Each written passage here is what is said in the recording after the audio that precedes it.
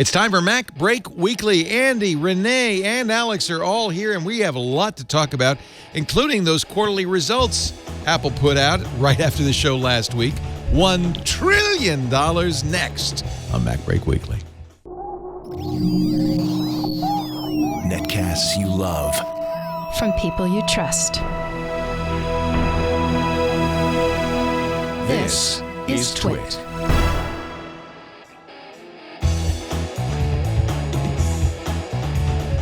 This is MacBreak Weekly, episode 622, recorded Tuesday, August 7th, 2018. Vestigial pedals. MacBreak Weekly is brought to you by Slide Belts. High-quality, comfortable ratchet belts that are easy to adjust. If you want a better belt, go to slidebelts.com/twit and use the code TWIT for 20% off. And by Três Pontas, premium quality extra virgin olive oil shipped directly to you from the Casablanca Valley in Chile. Visit TrêsPontas.com/MacBreak and use the code MacBreak to save 20% off every bottle in your subscription. And by Rocket Mortgage from Quicken Loans. Introducing Rate Shield Approval. If you're in the market to buy a home, Rate Shield Approval locks up your rate for up to 90 days while you shop. It's a real game changer. Learn more and get started at rocketmortgage.com/MacBreak. Yes, sir. It's time for We're ready. MacBreak Weekly, the show where we get together with the top journalists in the Macintosh space and talk about Apple. Rene Ritchie, who is, in fact, the top journalist in the Macintosh space at imore.com. Hello, Rene. Hi, Leo. How are you doing? Doing great. As you can see, my eGPU has not exploded. No. My i9 MacBook Pro has not burst into flame. All's right with the world. And your keyboard hasn't failed yet? Well, Okay. pay no attention to this keyboard. Oh, Fooled ya. No, I got to put Genius. it right back. Isn't that genius? No crumbs on this. Andy Anako's here. He's actually here with Alex Lindsay. They're together. So this puts to rest all the rumors that you two are the same person. We did a lot of work on that. It's actually a cloning technology that we've Well, again, used. you'll know whether it's either real or fake depending on how smoothly I can pass this object from one end of the screen to the other. Wow. That almost looked real. Yeah, exactly. Great. So what brings you to D.C., Andrew? I'm seeing a person who's going to brief me about a thing that I can't talk about, and also to see Alex's wonderful new digs. And also, I've never been in 8K before. 8K 3D. So every frame, like at least that we're capturing here, is like 30 megapixels. Yes. So Unbelievable. Unbelievable. Yeah, this is actually, I think, the first public stream that we've done with this studio. If the guys go to the wide shot here, I'll show you. This is Alex Lindsay in his new broadcast studio in Washington. Wow. Yeah, so we just finished building this, Yeah. and it's been many months of pain, as you know, because you built a studio, so you know what that means. Yeah. But you Oh, got yeah. it. That's nice. And is this for a project you're working on, or are you going to rent this out? What's the plan? We're planning to rent it out, make nice. it available. I mean, we've got a couple, we've got lots of clients here in DC that want to be able to do their broadcast, and so we Podcasts mostly, or no, I think mostly live. I mean, but podcasts as well. But I think that we're going to do a lot of live work. I mean, we're connected to all the broadcasters, and here and sat dishes and everything else, so we can really do a lot. very from nice, this location. very nice. And so that's the DC facility was always kind of built to do that, and it was kind of the backbone for a lot of our shows. And we decided to go ahead and put a studio on the front end, and so it's kind of fun. Actually, so we're I thought you were joking, Rene. He actually does offer 8K 360 streaming. Of course he does. Of course. Only because 16K is not practical yet. it's like if someone in the control function 4, that is like the highest resolution picture I will ever have taken of me. Wow. Unbelievable. And look at the depth of field on Alex, too. I mean, it's I know. scrumptious. What kind of cameras are you using up there? These are Blackmagic Mini Ursas. Oh, I love those. Yeah. With 4K glass. And so they, one of the things we didn't want to do is have, broadcast is all 2/3 inch. By doubling that size, it shortens the depth of field a lot. It makes the set look bigger, and so You're talking about the sensor. Nicer, yeah, the sensor size, Super 35 sensor. So it's about like 2.2 times bigger than a traditional broadcast sensor. So we think it looks nice. I'm glad to see that you stuck with the Heil PR40 microphones, though. Just for you, Leo. Those are. You break these out for MacBreak Weekly, and then you get the good microphones for the other stuff. Is that it? No, we do it's the you could choose. You get to choose for podcasting or anything that's going to be audio primary. Right. Then we use these, and then if we're doing video primary, then you end up using lavs. That's the thing. But I have had some experience, and I know that you hate lavs. So I'm not crazy about them, but if you're right, if people are focused on the video, they don't hear how. But I didn't notice it until I was listening to one of the Sunday shows, Face the Nation or Meet the Press, as a podcast, and the audio is terrible, and you never notice it on television. But as soon as you're hearing the audio only, it's echoey. It's television audio. So yeah, it really is, and you don't think about it because that's the way they all sound. Right. So we have both options. So and I wonder if that maybe has changed. Those like infomercials where they fake being a late night like an interview show, but it's actually promoting pills. Yeah, vitamins. Sorry? Are you guys selling vitamins? Hey, before we go to that, some great vitamins. Before we go to the vitamins ads, I want to ask Rene Ritchie if you survived last week. As we were signing off last week, Apple was announcing yet another record quarter. Yeah, I mean, so there every quarter there's doubt, Leo, and I understand it. It's like being at a table in Vegas and the guy next to you rolls and wins, and you're like, okay, he won. He's probably going to lose next time, and he wins again, and you're like, okay, for sure. And then he wins, and you're like, he's got to lose. And every time they win again, you're like, he's got to lose. It's got to lose. It's just it's gambler's law. You got to lose. And once in a while they've had hiccups, but repeatedly over and over again they managed to ride primarily the iPhone gold mine into record-shattering after record-shattering quarters. And it was a tough compare for Mac and iPad because last year Apple released all the new Macs at WWDC and the new iPad Pros at WWDC, and this year they did not. So there was no compare for those in the numbers. But for iPhone, it's still doing well. And for iPhone, it's the best quarter, the best results since iPhone, the heady days of iPhone 6. These are the great color graphs that 6 Colors does, Jason Snell does. This is year-over-year revenue change in an iPhone. And that big hump on the left is, of course, iPhone 6 era, which is 2015. But 20% growth year-over-year in iPhone revenue this quarter. That's you got to attribute that to the iPhone 10. Yeah, well, the iPhone 6 sort of sucked a lot of upgraders up early because there was a lot of pent-up, same way like when the iPhone went to Verizon, there was a lot of pent-up demand for a bigger iPhone, so people rushed to get it, and that cost them upgrades and cost them sales later on. You had to pay, those are paid forward, essentially. And now with iPhone 10, their ASP, it's not so much that people are buying more of them, but Apple increased the price and didn't lose enough customers to lose money. They actually made money. So, that's sort of what you want to do in business.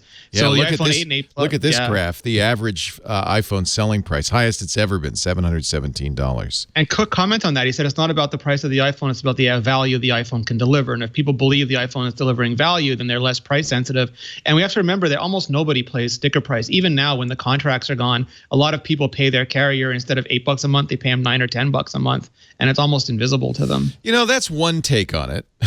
Tim's take. It's all about value. The other take is, hey, it's a fashion statement, and people who are buying at the high end of the market like that are less price sensitive. I think it'd be hard. You'd be hard pressed to say that there is that much more value in an iPhone 10 than there is in a $600 Android device. You got the new design. That was the big thing. It seemed like you got the bigger iPhone before. Now you got you got to delete your bezels a year earlier by ponying up another $100. Yeah. And now the interesting thing is how many companies are rushing super high-end phones to the market. Yeah, but nobody really, very few people would put value and Apple in the same sentence, right? They're not a value company. They're a premium company. It depends. No, it's a value. Okay. Yeah, totally. So like because when you buy that iPhone, again, it comes with Apple Care, it comes with Apple stores, it comes with all the things all the free software that they provide for that platform. If you like the App Store and the way they vet apps on the App Store, it comes with that. Oh, that's a so good overall, point. you still have to people aren't going to just ecosystem. there are some The people who just throw ecosystem money. has value. Yeah. Well, it's funny because I was thinking of getting another electric vehicle besides a Tesla, and then I realized after we drove to Tahoe this past week that the value of the Tesla is not the car, it's the supercharger network, right? Well, and also they cool the batteries, which a lot of cars don't, and then you have to replace your batteries after a couple. It's the whole package. It's the whole package, right? It's not. You could never say that Tesla is a value car, a value priced car. Yeah. Go ahead, Andy. I'm sorry, I keep cutting you off. I was just going to say that with the iPhone 10, I think Apple has reminded everybody that when you get the top of the line iPhone, it really doesn't compete with a $600 Android phone, even like a Google Pixel, which is one of the best phones out there, whether it runs iOS or Android. You're going to get something that is absolutely unique to mobile computing, like Face ID. I really think that the iPhone 10 is just the story about Face ID. It's such a compelling, cool feature that for people that are already an extra $150, $200, that's still money to anybody. But if you're already in for $800, that is a compelling thing to get $1,000 for, particularly if you're in the habit of always buying the best iPhone on the market. So when I say it depends on your definition of value, the idea of getting a $500 Android phone or even a $250 Android phone that does 80% of even the best phones on the market, that's value. That's saving money. But there's a certain actual sort of limbic appeal to getting an iPhone 10 that for a lot of people is going to be definitely worth the extra $150 amortized over $200. You just don't get that kind of experience. I just feel that the notch really justifies that extra $300. Well, it's the notch, really, yeah. It's actually it's really the memoji. You know, like the memoji is worth actually $200. You're joking. You might actually be right. I love memoji. Like Memoji's not till this fall, but okay, you might be right that those little things sell more phones. Or the animojis. You know, the issue is like I send memojis and animojis to my kids, and then they want to send them back, and they're like, oh, your mom only has yeah. So I'm sorry, you can't. You have to have an iPhone 10 if you want the emojis. I'm sorry. You know. Renee, this is not traditionally a big iPhone quarter, though, right? This is, or is it? It's not. I mean, it's not as bad as the next quarter is while everyone's waiting for the new phone. But it's nothing like the holiday quarter. Is this the first full quarter since it came out? No. Usually the holiday quarter. It's not even that. Okay. Yeah. Yeah, this is when people start whining. But I mean, it's like I would never. You see people go into stores and buy like an iPhone 10 the day before iPhone 11 comes out. So I can't predict human behavior any better than anybody else. But the Pixel 3 is supposed to have an even bigger notch now, Leo. So I don't know if that's going to be even more expensive. Are we paying by notch now? I don't know. Now I have to decide. We should point out this average iPhone selling price of $717 is based on an average over 4 quarters. So there's a kind of a ballistic effect. The iPhone came out in Q1, but it's contributed to the larger price in Q3 because it's now 3 out of the 4 quarters. Yeah, it's a running average. Some bad news. If you're an iPad fan, iPad sales are absolutely flat in the last 4 quarters. Well, again, it's a terrible compare for them because they had just put out new iPads in June of 2017, and they did not put out anything new in 2018. So nobody bought anything. Everyone's anticipating the fall release. 11 million units. It's not terrible. And again, this is a 4-quarter average. He does those running averages. Yeah. Mac sales year over year down 13%. Another down quarter, third in a row, and the largest. I don't believe any MacBook Pros. I think the MacBook Pro came out too late to be included in that quarter. So again, you're competing against a quarter where there was the MacBook Pro, MacBook, even I think the MacBook Air got a token bump, and the iMacs were all updated in June. And this year, only the MacBook Pro and too late for that quarter. And I imagine the MacBook Pro will contribute to a better quarter next time. Yeah. Go ahead, Alex. Yeah, and I think one of the things when we look at the flat iPad and the Mac lowering is that there aren't as many apps that drive these computers. There's not as many features that we look at. Oh, I have to have that. You know, I need to upgrade. You mean a new one? Yeah. It's not going to run fast enough. Yeah, a new one because my kids are using iPad 2s, and they're quite happy with them. They play, their Roblox goes as fast as it goes on their 13-inch, and so the problem is that they because you can seamlessly go back and forth between these different pieces, you don't feel the need to upgrade that's the big thing that we've gotten to this crazy turn where we're buying a new phone every year.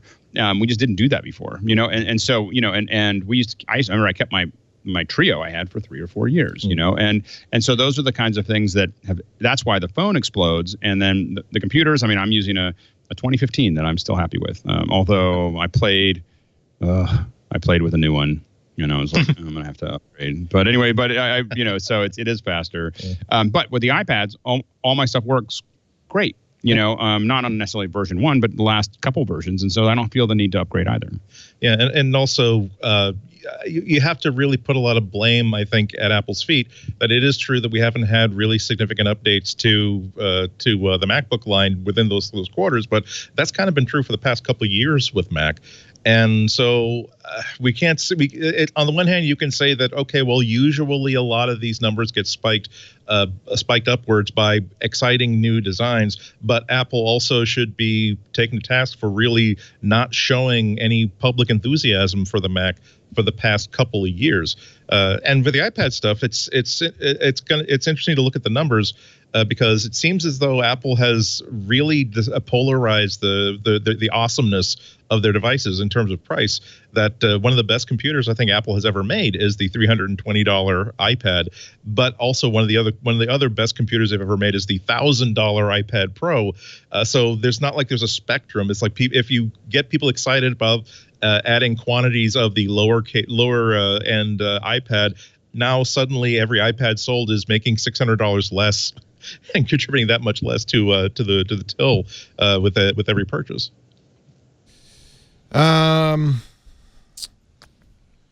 Let's see. Maybe there's one more graph before we. Oh no, I know what I wanted to quote Jason Snell. He said the Mac has currently replaced iPad as the product line that makes me cringe every 3 months when sales figures are released. But I think there'll be good news next quarter. I hope there'll be good news next quarter, and I hope Apple. I'm still thinking Apple keeps the Mac alive for more than just profit. It's sentimental reasons. It's a signature product, and developers need to develop on the Mac for iOS. So I think that they're going to keep doing pros. And I think Neil Seibert keeps saying that, you know, Apple should just, please forgive me if I'm misquoting you, Neil, but, you know, that if you were just looking at the numbers, Apple should divest itself of its legacy computer business because Google doesn't have that problem and they can race ahead. And Microsoft, you know, doesn't have the new business, so that's fine. But they should divest and just go in on it. But when you look at what Apple's doing, like they're investing significant silicon resources in things like T2, which, you know, they don't have to do. Their Macs were perfectly functional without T2, but that's a big investment in something that Apple considers a core competency. And they're putting a lot of work into not just releasing new versions of macOS, but really redoing macOS from the foundation up, rewriting the windowing server, which has been problematic. Like Discovery D was problematic, but they're rewriting Launch D and they're doing APFS, and they're basically rebuilding macOS from the inside, and that's again considerable resources. And I don't think they would be expending all that stuff internally. They could put those things on iPhone, but they're doing it because they believe the Mac is a valuable product for them to have. Yep, I agree. Still, I think that if you're a consumer Mac user, you better have an exit strategy just in case Apple decides that consumers are best diverted towards other Apple platforms, and Macs maybe are going to be reserved for people who need pro level devices. Not that I have any special knowledge or I even necessarily believe that Apple's going to be dumping consumer Macs, but they've really shown no enthusiasm whatsoever for the low end and the middle range of performance and price. So until they once again show that here is a Mac Mini. We've not just swapped in a processor that is now less expensive for us to put in than the lower speed processor that was there for the previous 2 years, but we have actually moved it forward. We've moved the fab forward. We have added new features to it that are going to be completely relevant to how people are going to use like a hideable desktop computer. Until I see that kind of excitement, I'm not going to put a whole lot of money on the idea of the Mac as a consumer device still existing in 5 years. Meanwhile, the Apple Watch hit an air pocket. This is what does that mean? Well, I think Tim doesn't fly commercial. I think that's what that means. It's a good thing if you're scuba diving and you're out of air. It's a bad thing if you're flying. He meant an updraft, right? He meant an air pocket is where you fall, and an updraft is where you go up. But anyway, he did say record quarter performance, June quarter performance with growth in the mid 40% range. He said 50% growth for the last few quarters. So it's not maybe slowing a little bit, but still growing very strong. The Apple Watch. Again, we have no. It's Bezos numbers. Yeah, I like it. That's exactly what Jason puts on this graph. He says, he's trying to give you a graph of Apple Watch sales, which he can't do. So he says, source Bezos, scale Bezos, yes. Source stuff Tim Cook says sometimes. And he's just basically made a graph with Tim Cook quotes. Great, best yet, record, up 50% from last year, 50% unit growth for the third straight quarter. 50% revenue growth and a Q2 record, hit an air pocket and has gone to a whole new level, whatever that is. And nice guessing, Jason, on the bar graph. That's exemplary work. I like the Bezos scale. We may be using that more often. Let's see. Services, we knew this would be the case. I even asked you to pay attention to that, Rene, and I gather that this was a very good quarter. Once again, $9.5 billion, up from 9.2 last quarter. Yeah, and it's finally a story that Wall Street seems to appreciate. Oh, yeah. Did we mention Apple at $1 trillion market cap? Did we mention that? I mean, it's a vanity metric, but what a big number. Right. Well, and you know that, and it really is. For a little reality check there as well, is it's a vanity number, especially given the fact that it wouldn't be anywhere near that if they weren't spending hundreds of billions of dollars buying their own stock back. I mean, there's a little bit of a, the stock, when we really talk about stock value, I mean, I think Apple's doing great. They're going to keep on making more money. That's great. But that is not what's giving them $1 trillion valuation. What's giving them $1 trillion valuation is basically taking a otherwise stagnant stock and basically inflating it by buying their own and keeping the investors happy. Otherwise, people would have moved on. I'm also impressed that they've managed to become $1 trillion company without amassing a whole bunch of really terrible scandals. Like, I have so much respect for so many things that Amazon has achieved, but I do not like the fact that every single conversation about Amazon that consists of more than 4 sentences has to include the phrase, "but they treat their lowest paid workers like crap." That Facebook is a very successful company, but they are essentially a beehive full of horrible ideas implemented carelessly with thought to how best to protect its users from the community that its own service have created. Whereas Apple, all you basically get are a couple of really intense attention-getting, oh, well, they're recycling a certain element from their phone frames, but they could be recycling more. Or, yes, they're paying their workers their subcontractors in China very, very well and treating them very, very well compared to other manufacturers, but maybe they could be treating them well. So the fact that you always take things tongue in cheek when you have a company that likes to position itself as, oh, well, we are a very ethical company and we are a very green company and we are very, very positive and we have values that we feel are very, very positive. But Apple tends to actually deliver on that stuff too, so that has to be mentioned. And I think that one of the things when we look at those stock buybacks, the only thing I was going to say is that I think that one of the things we see here is this schism between Apple's personality, I think, and how much money they're making. They're actually making money. They're focused like a startup, and they're making money like the biggest company in the world. And the problem is they literally don't have a culture of well, we could just experiment with a bunch of things. We could take that $100 billion and we could buy T-Mobile and create a cell network and buy something else and do this. They don't want to be distracted, and they have something that works. I think that someday down the road we may say, well, that might have been a good idea, to get distracted and move into other businesses. So far, they've been able to leverage this really well, but it does create a pretty very top heavy situation where if the iPhone collapsed for some reason, Apple would still make billions, but not in the same way. Actually, when you talk about stock buybacks, it reminds me that Elon Musk this morning dropped a bombshell on Twitter.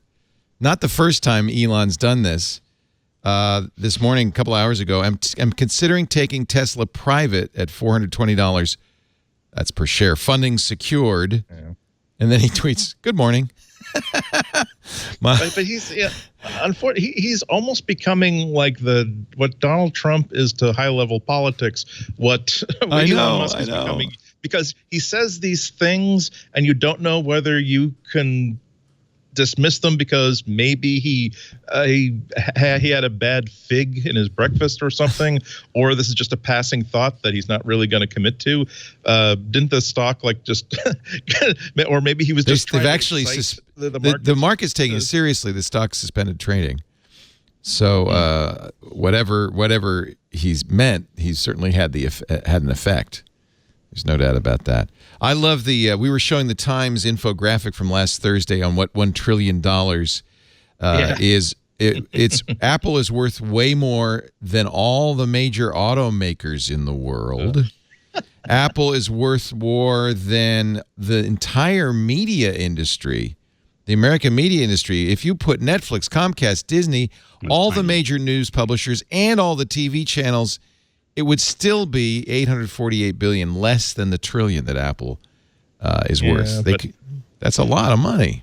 It seems like every single time there's either an article. There's never been a really cool like animated infographic like that, but they all like remind me of the same SCTV sketch where it's like a Russian broadcaster with a big map of the USSR behind him, saying, look how puny they. Now I'm going to take the country of Australia, massive continent, yes.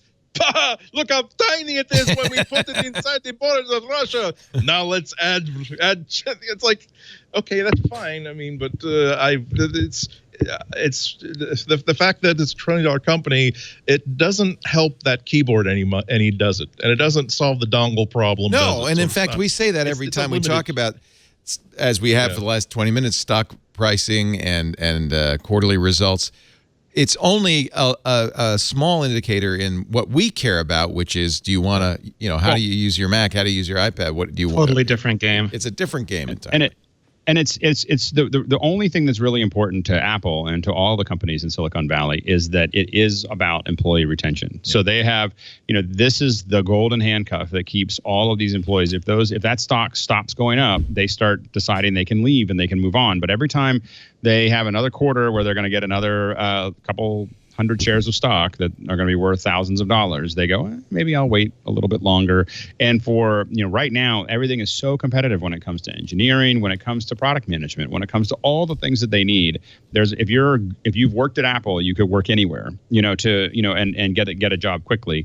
And so part of the reason they're doing the buybacks, part of the reason they're making sure that their stock goes up, and part of the reason it has to keep moving up is because they'll start losing their employees. That's the case for, that's the challenge right now for Facebook. If it doesn't turn this around, it could lose a lot of its best people in a couple quarters. You're talking about the highest, not necessarily the best engineers, but we're talking about the executives that when you need to bring somebody on to run your new movie company, you need to convince them to walk away from 12 years in the actual movie business at which they're now making enough money that it doesn't even matter what you do with it anymore. So if you're going to tempt them to Apple, you're not only going to have to give them new ideas, but you're also going to have to say, we're going to give you so much money that we need to come up with a new word to replace avarice, because this will be. And I would say upper middle, because middle and upper middle, because the thing is there's a lot of people that are making hundreds of thousands of dollars a year, not millions, but hundreds of thousands of dollars a year, but they're getting these little stock hits. I think there's a huge competition among engineers in Silicon Valley, and it's Facebook, absolutely. And it's Apple,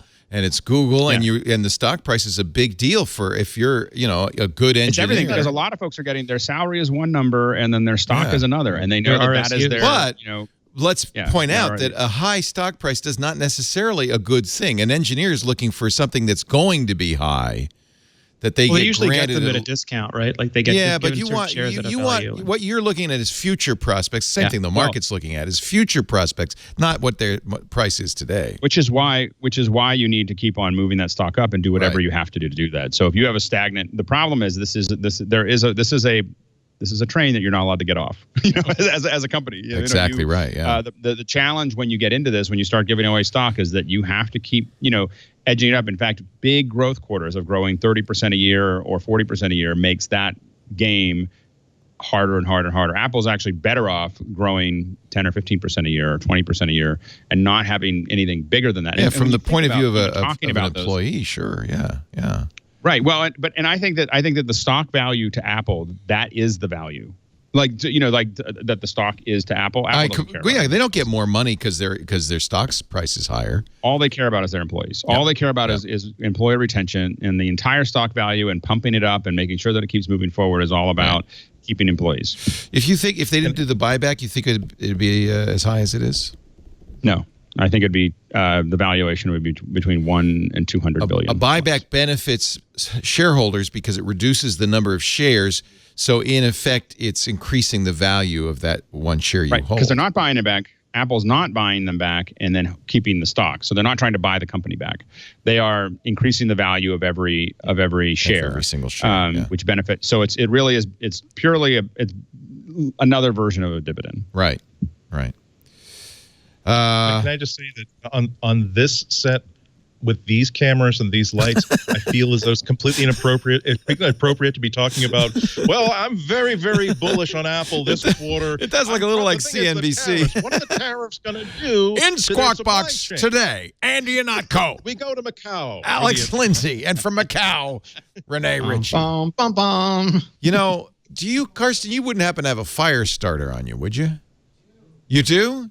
Do you have a knife and a bottle opener too? I do. And where is it? Where are you keeping that? I thought you probably shouldn't bring a knife in the studio.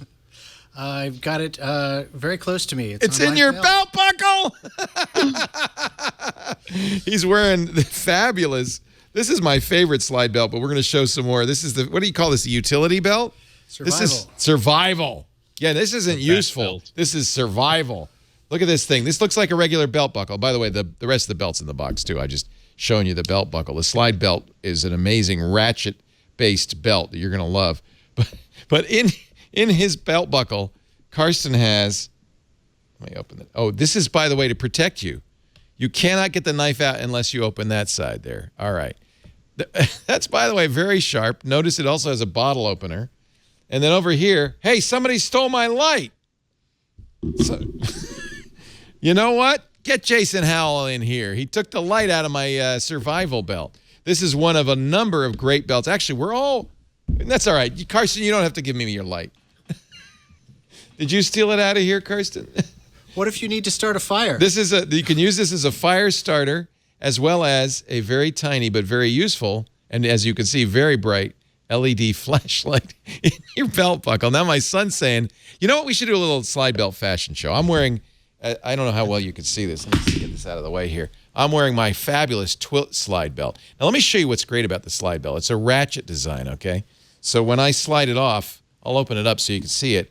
These ratchets mean that when I put it on, it's kind of almost infinitely adjustable, which is great because sometimes I eat a big meal and I would take out a notch or two. Sometimes I'm feeling extremely thin. Look at that twit. Isn't that nice? And I'll just slide it in there. I love that sound the slide belt makes. Slide belts are available at slidebelts.com/twit. There's the survival belt in a variety of flavors from full grain and top grain leathers to high quality canvas and animal friendly vegan. We thought we'd do you want to do a little fashion show? Come here. Hank, my son, is here. Can Hank be in this? Hank's here.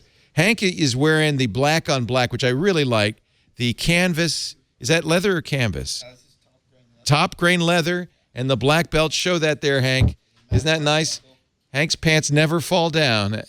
He's wearing that beautiful slide belt. Also from the slide belt, Brian, come up here, and Hiram and Nettie are from slide belt. Nettie, what are you wearing there? He's too cool to show his slide belt.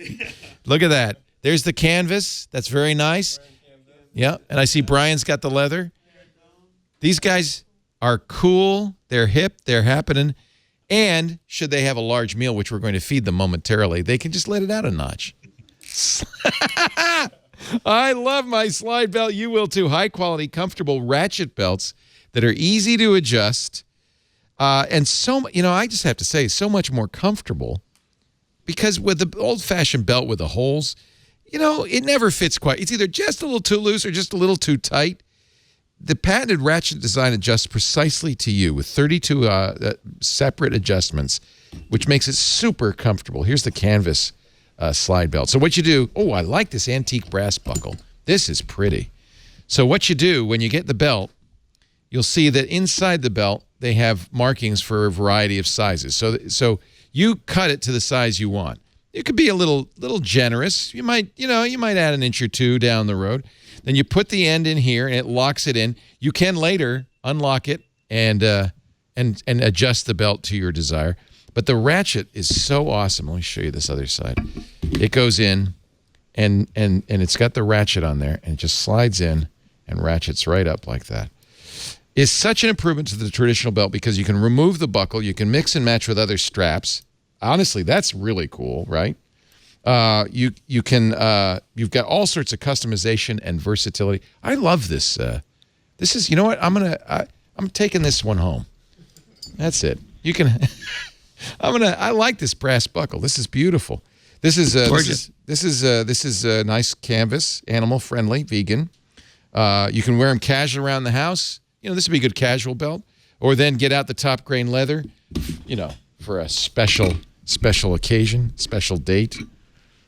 If you're not convinced, full 1-year warranty and free exchanges and no hassle returns. Oh, look at that plaid. I like that. The red plaid. That's nice. That's fun. Here's what you do. If you're ready for a better belt, and I know you are, do they have them for women too, right? Yeah. Men or women. This would be a great gift. I think a great groomsman gift for the monogrammed one, You could put the date of the wedding or the initials of the bride and groom. Slidebelts.com/twit. Use the code TWIT at checkout, and you're going to get 20% off. You don't have to tell the groomsmen you got 20% off. Slidebelts.com/twit. Use the offer code TWIT at checkout. 20% off your order. I know, I know they're all, you probably don't want to give a groom a knife, but I think this would be a really good gift for the groomsmen, right? The survival belt and the fire starter, and just be careful. All I can say, Leo, is I can't wait to try it. You mean the belt or the knife? Yeah. Belt. Yes. Belt. Oh, you want one? Oh, I get it. I'm sorry. I didn't understand completely. Hiram says 2 thumbs up. We'll send. Yes, you're getting your belt. You can see by the way, that's a picture of Alex rethinking his belt. Slidebelts.com/twit. Don't forget to use the code TWIT and you get 20% off your order. I have to say, since I've been wearing these, I was a suspenders guy, right? Because I could never get a belt that was comfortable. No more suspenders. I got the slide. Legit ordering so many of these, Leo. Maybe it's just me, but as we get sometimes a little heftier, it's nice to have a belt. You have a big meal. Henry likes those tomahawk steaks. You get a couple of those, and you'll be glad you got a slide belt. That's all I'm saying. If your belt turns your pants into sweatpants, you don't need to wear actual sweatpants. That's the truth of life. And there's another side effect to it. You actually look a little sharper. Yes. You don't want your belt to be so tight that your belly's hanging out, but you don't want it to be so loose that your pants are falling down. It's great. You have the flexibility to get it just right every time. The fit is perfect. Slidebelts.com/twit. Use the code TWIT at checkout, and you're going to get 20% off. Moving right along. Did we do everything in the quarter? Were there any other notes, Rene, from the only one that was interesting to me was that when Tim Cook said that anecdotally they're starting to see people who want an Apple Watch and are then buying an iPhone to get Apple Watch. And that sort of hints to the ecosystem play we talked about earlier, where it's not just the phone, but it's the sum of the phone. And maybe you really want the Apple Watch, or maybe you really want the Apple TV, or you really want Apple Music or some other service. And all of that is what gets you to make that decision to buy into Apple. And they're getting much, much better at getting people to buy in bigger and bigger. Well, it's exactly as you're saying. It's an ecosystem of services, and the value comes from not just one thing, but the products as a whole. But we've always said that. That's what Apple's been going for, that lock-in, right? And you have that social system too. I mean, you get, as an iPhone user, every time you get a green text, you're like, peer pressure, baby. There's 1,000 things I can't do now. I won't get any of your updates on my computer, and I won't it's like. It's not even like there is technical lock-in, but there's also sort of an emotional lock-in that's a positive thing. I was on the train yesterday coming home from Boston, and there was a gaggle of lovely older ladies. There was actually a gaggle of 4, hooked up with another gaggle of 3 doing something that only women can do that I envy, that one of them just simply says to the other, I like your nail polish. Oh, yeah. And then suddenly it's a gaggle of 7 people. Anyway, what I'm saying is that they're all talking about Apple Andy, stuff. Oh yeah, I like your nail Apple polish, Andy. I think it's gorgeous. I could say that. You know, I went with something different. I figured we're in DC, so I got to be patriotic. I like that. But yeah, people are comfortable buying more Apple products because, in general, again, unless they haven't bought a $4,000 MacBook with a terrible keyboard, every time they bought an Apple product, it's worked out very well for them. So the next time that there's an opportunity to buy something Mac, like a smart speaker, they're really, really interested in taking that step, or an Apple TV. It doesn't necessarily have to be the leader in the market. It's an Apple product, and it's not just being a fanboy or a fangirl. It really is that I've had such a good track record with this company that I'm willing to simply say, I really want a streaming box. I'm just going to buy the Apple one. Last week, Alex Lindsay said, I'd buy an Apple car, sight unseen. Oh, yeah. Because you trust him. I think I've said that for years. I mean, and I think that Apple has a certain number of us that will just go, well, they're coming out with something that would fit perfectly into, what I'm doing. I think that I think there's millions of people that would buy a car from Apple. If Apple said, again, if Apple with the phone, they don't have to. I mean, it's useful for them to do the launch event, but I still think just for them to prove the situation, if they just said, order everything the Friday before we actually do the launch event, then you're first in line. They would, all those people that buy right afterwards, they would all do it immediately. They would you kind of did that. You used to do that. You, Travis, your friend down at the Apple store in San Francisco. Yeah.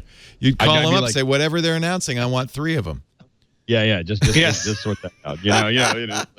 I don't know if Apple's in that same exalted status. No, I'm not. Today. I'm not saying they could sell all of their phones that way, but I bet you they could sell tens of millions of phones on the Friday before the launch event. I think if people knew that they were going to get ahead. If I knew that I was going to get ahead of everybody else in line, and I know that I want it sight unseen, I think that now I'm going to put my finger to the wind, but I think it's changed because I honestly believe that partly because these phones are so expensive now. It is no longer an automatic, 2 years, it's time for my new iPhone. You get it free now, don't you, from a lot of carriers? I see more and more people say, I'm happy with my iPhone 6 or 6S. It's too expensive. I'm not going to buy a 10. Don't you? It's like computers. It's like computers when you could do email, right? Yeah. You're not going to sell the 65 million without the presentation in that quarter, but selling the first 10, I think that they might. There's sell a 10. certain. What if they did?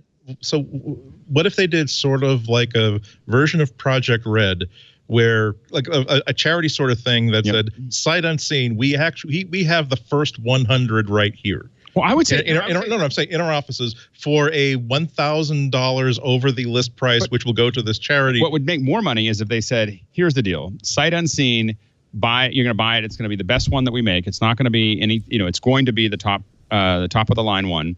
It's going to cost $25 more. They would generate $25 million to $50 million for some charity by saying, just buy it ahead of time, and you're benefiting charity, and you're benefiting, literally $25 more on your eye was going to go to it.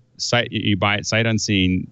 Apple could do that tomorrow, and people would. But how much earlier would they have to do this so that it would actually be sight unseen? But by the time you're like a week or 2 weeks in advance, already we've gotten like we feel as though we know what the new phones are going to be.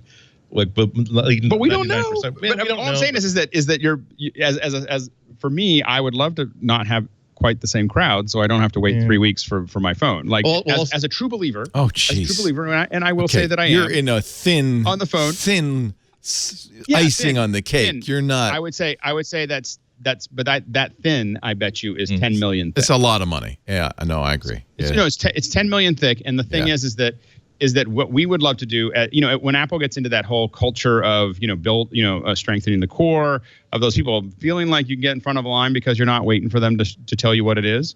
There's a lot of people that would do that. And I'm not saying everybody, because they sell hundreds of millions of phones. I'm just saying there's 10 million, 10 or 15 million that would probably just go, I'm going to buy it because now I don't have to wait for 3 weeks. And folks who want to buy it ahead of time shouldn't have to wait. You need an Apple bespoke edition, or The Apple, yeah. No, the Apple Premier The Apple Club. Concierge Edition. Yeah, I mean, no, I think Get it that first. But there's already the Apple, like the subscription program where you just get a new iPhone every year. You give back your old one, you get a new one, and that those people are automatically getting. I've the been next thinking iPhone. I really ought to do that because I'm going to get the new iPhone every year. Is it the same price? Yeah, it's the same price. It's basically a $0 lease, and every year you get a new. I should do car. it because I know. I mean, I'm going to get the new iPhone every year. So yeah. And I wonder, you wonder whether that's where all this is really. I mean, when we see the drivers of constant growth. So Microsoft's done with Windows and Office is a subscription, basically. iPhone as a service. Yeah, as a service. You know who's really happy about $1 trillion? I didn't realize this. Warren Buffett. His stake in Apple is now worth 50. Is this right? I can't be reading this right. $50 billion. $50 billion. He bought more Apple in January. I don't know what he spent for his $50 billion, but that's phenomenal. He doesn't lose a lot of money. And the thing is for him, you buy that much of stock, and because you're buying it, it increases. He probably made. Oh yeah. When he announced that he was doing, he probably made $5 billion out of it. So his initial investment was 10 million shares for 1.1 billion.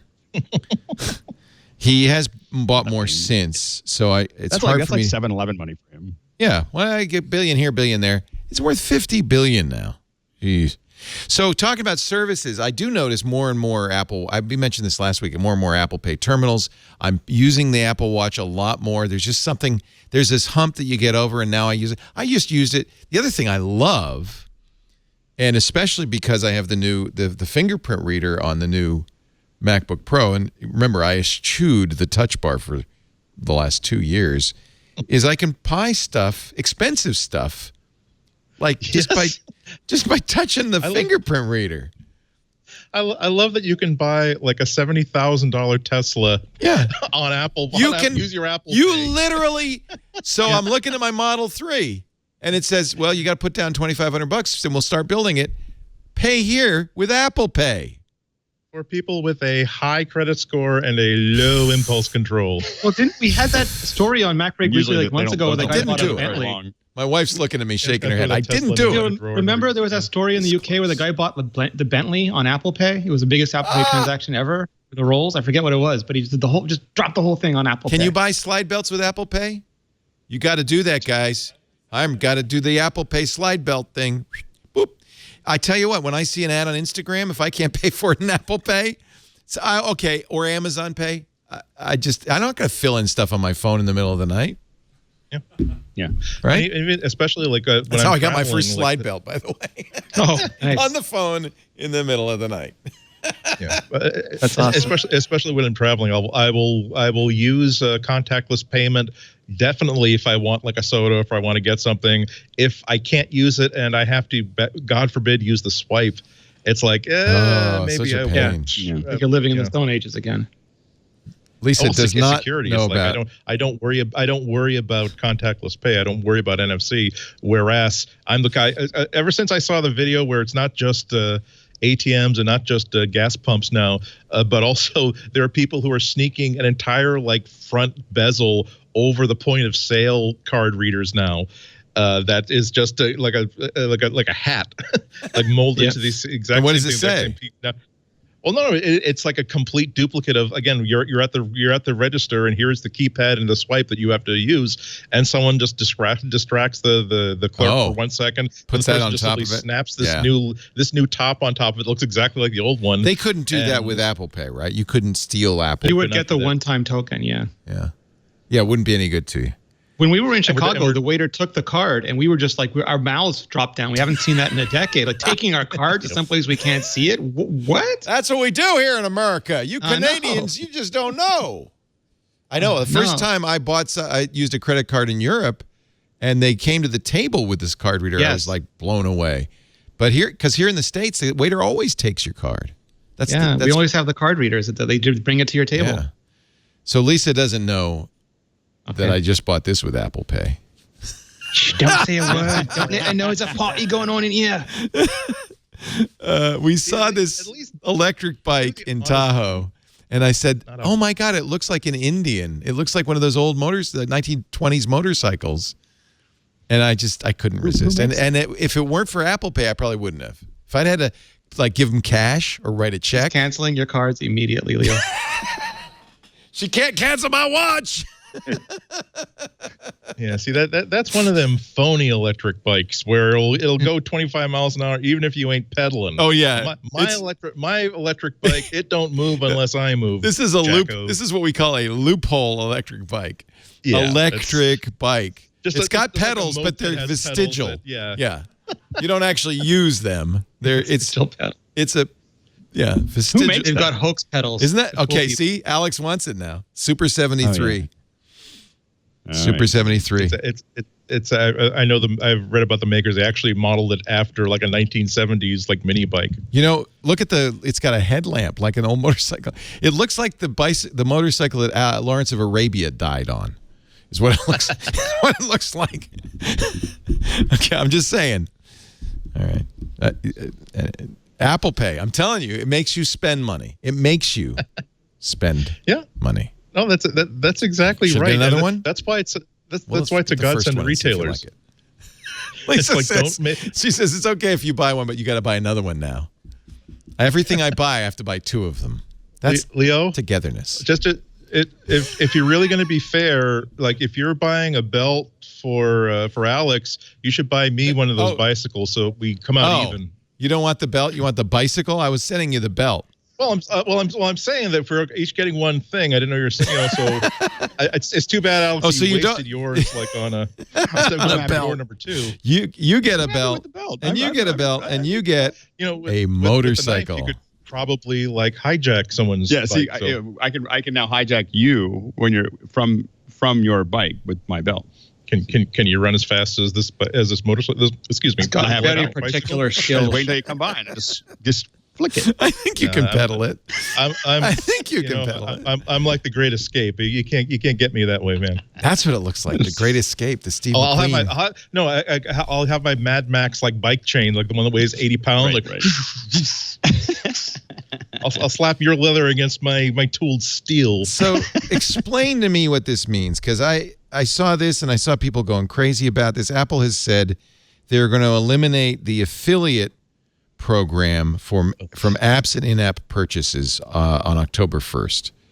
Yeah, I have so many feelings about this, Leo. So, I mean, Apple has always had an affiliate program. They originally had it for iTunes Music. It expanded to iTunes Movies and TV shows. Just to explain what that is, if I put a link to a song on my website that I really like, and it's a link back to Apple Music, I can get a percentage of that sale. Yes, as long as you belong to the program. And the program was you used to be outsourced. Then Apple got their own program, and you'd get a specially crafted link. You'd have to go and make it. It wasn't quite as like convenient Amazon. as some of the other ones. Yeah, it wasn't quite as convenient as Amazon, but it was possible. And then you'd get a little bit of money. And it changed a lot over the years. For example, the window. Like if you clicked a link and then you bought several things, you get referral fee for all of that. But the time of that window got shorter. Last year, famously, Apple was going to reduce the rates, and then they changed their minds, but still reduced the rates for in-app purchases. And now they're going to be eliminating the program entirely come October. And we used to be able to pay a full-time app editor off of the commission that we got off from affiliate, but that was in the heyday of apps, and it's slowly atrophied over the years. So when this news came out, I went and asked the people who do that at Mobile Nations, at iMore, and they're like, it barely registers anymore. And we've been running Android Central without any Google affiliate revenue ever. So it really, because some people panicked that it would suddenly mean that nobody would review apps anymore because there was no affiliate revenue. But Google sites have never gotten affiliate revenue, and they've run reviews just fine for years. But it really is, it's one of those things that it's so hard to exist in this medium, in this business. And every year you have to worry about Google changing the way that their algorithm works, and maybe your page views drop off. Amazon has changed affiliate revenues. They've removed people from the program, some quite famously, and then your revenue plummets. Like if that ever happened to Wirecutter, that's game over. And Apple's adjusted this. It's almost like Darth Vader saying, pray I don't alter the bargain again. And you try to have enough of these little irons in the fire. Pray I don't alter the bargain. Exactly. You try to have enough of these. And for some sites, like Touch Arcade said it's going to be devastating to them because they were still predominantly fed off of affiliate revenue. Most other sites moved off of it because, like I said, the bottom fell out years ago, primarily because the app economy left premium apps. Almost nobody buys upfront paid apps anymore. They get Netflix and there's a subscription, but you don't see any revenue from the subscription. You get a game that's free and then they buy in-app purchases, but they didn't click your link to get that in-app purchase ever. So you didn't get any revenue from that. Oh, that's interesting. So the only way you'd get the revenue for the in-app purchase is if somehow they did it like immediately after they downloaded the app, or you linked. I don't even know if you can link to an app. It was 7%. I mean, that was a very good chunk of change. Yes, except it was 7% of premium apps, of which almost nobody buys. Those don't exist, and then they dropped the rate for in-app purchases to 2.5% last year, which almost nobody converted on because nobody bought those purchases immediately. So is that part of this? Is that Apple? By the way, it didn't cost Apple anything. They would just take it out of the 30%. Well, I guess it did, right? They took it out of the 30%. Yeah. Didn't cost and also the they had to developer administer anything. it, which was an annoyance to them. But there's a bunch of theories. Some people think Apple's going to change the split for developers, and this is a way of minimizing the impact to Apple. I think that's incredibly optimistic at this point to sort of guess why Apple's doing it. Right. I just think that they saw almost no value in the program anymore, and there was two really bad things about it. One was that they did it right after announcing record-setting earnings, especially for the App Store, and on the eve of becoming $1 trillion company. Yeah. And also the language they used was abysmal. Yeah. I can't believe anybody in corporate communications was involved with this, because they're all decent folks. They would have flagged this immediately, but they basically made it sound like, okay, we know you put us through college, but now that we've graduated, we have a hotter, younger, better version of you, so bye. And that's just not the way you should ever talk to anybody who helped you build business. The way they're saying, oh, well, we feel as though these personalized recommendations aren't necessary now that we have an app store that recommends apps by procedure.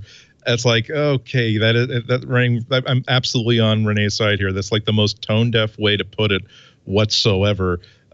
Because and also there are a lot of people who aren't developers people that aren't really happy with the fact that you can sort of when users do a search for an app, you can buy search results and simply say, whenever someone asks for Alex Lindsay's crazy awesome calculator app, I want you to insert results for Andy's kind of half-arsed barely functional 4-function calculator, so that will appear in the search results for this popular app as well. So, I would like to know why it was so important to cut off even this small amount of revenue from people. It would seem as though if it's not a whole lot of money, unless this program is costing Apple a whole lot of money to administrate it, you may as well just keep it going until your excuse is that people affiliates just aren't taking advantage of this program anymore, and therefore we can't keep it running for the handful of people that are still using it. So Touch Arcade was the one that was really upset, right? Yeah, well, and a lot of developers too, because a lot of developers would use the affiliate program as a way of taking. So in a lot of businesses, if you provide the direct referral, you don't pay as high a commission rate. But Apple, it's just the 30% for everybody. So they would get their own affiliate program, sign up. They would provide the link on their page, then they would get 7% back. So instead of paying Apple 30% for the App Store cut, they would end up being like 23% was whatever the transactional changes were.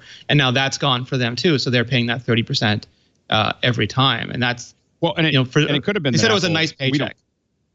We haven't seen the of course we don't have access to the back end, but it could have been that Apple realized that a vast majority of everyone that's getting checks from them are actually developers going, putting that link on just to get another 7%, and just decided, well, let's get rid of it. Yeah. Rather than saying, developers can't do that, they just said, we're not going to. It's not worth it. We'll just cut it off, and there isn't that much money going out. There's really probably a small number of people. Touch Arcade being one of them. I'm not saying that this lessens the impact on them, but there's probably a handful of sites that are surviving on this.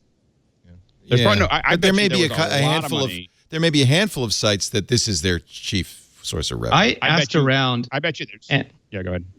I asked around, and what I heard consistently from several people is that Apple likes the program. They might bring it back one day, but when they were running the numbers, there was just it's been for a couple of years. They've just been sustaining it because they thought they should sustain it, and it just didn't make financial sense for them going forward. And that to me is incomprehensible. But none of these people are people who would just tell me a story. So I don't know what that looks like internally, but yeah.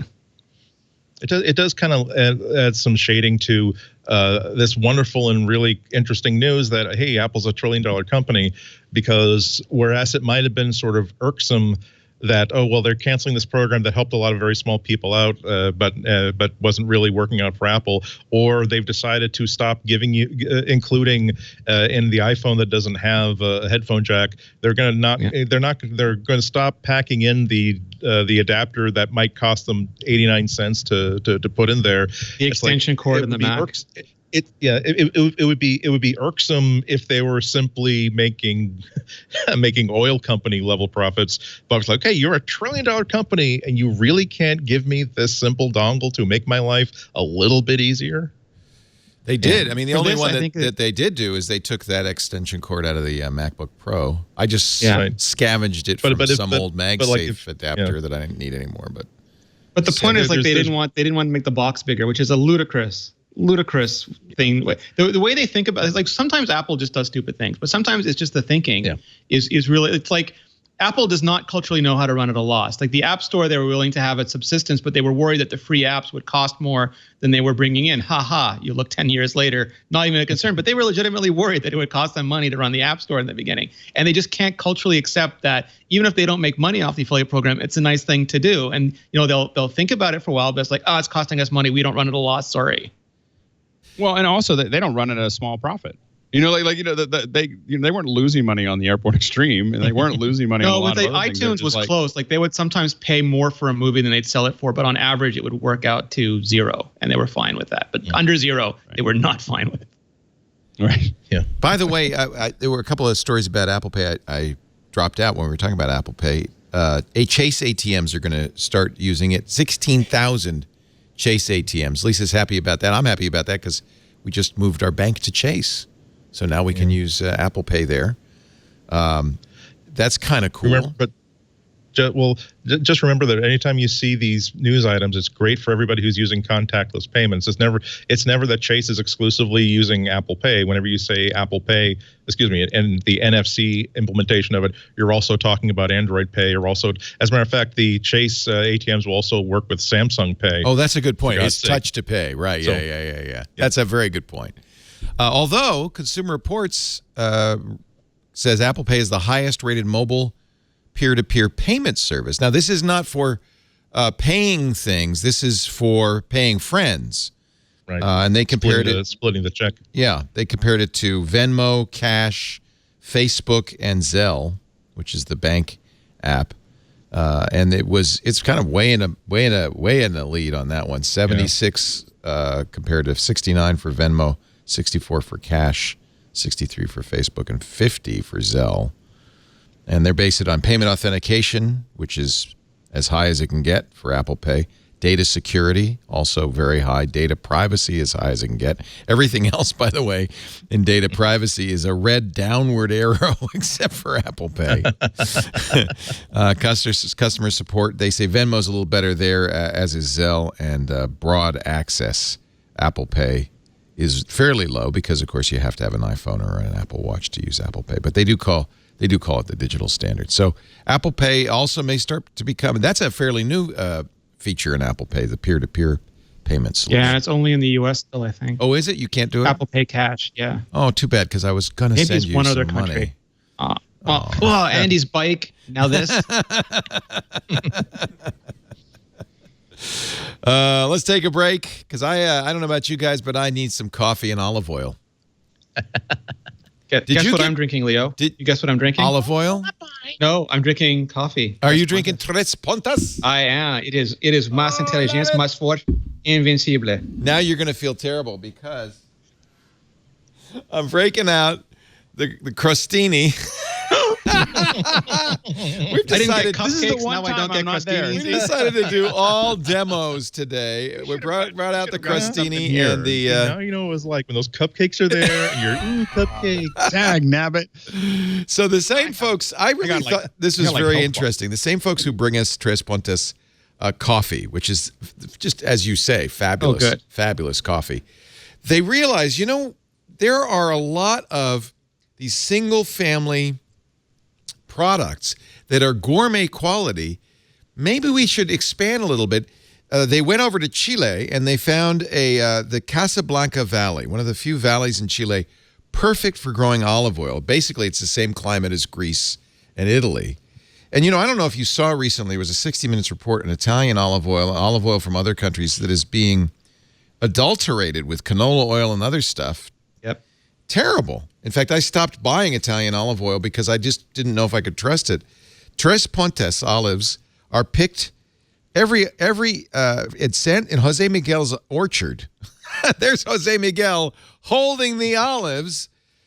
They use 5 varietals. If you're an olive guy, you'll recognize Frantoio, Arbequina, Lecchino, Croatina, and Arbosana olives.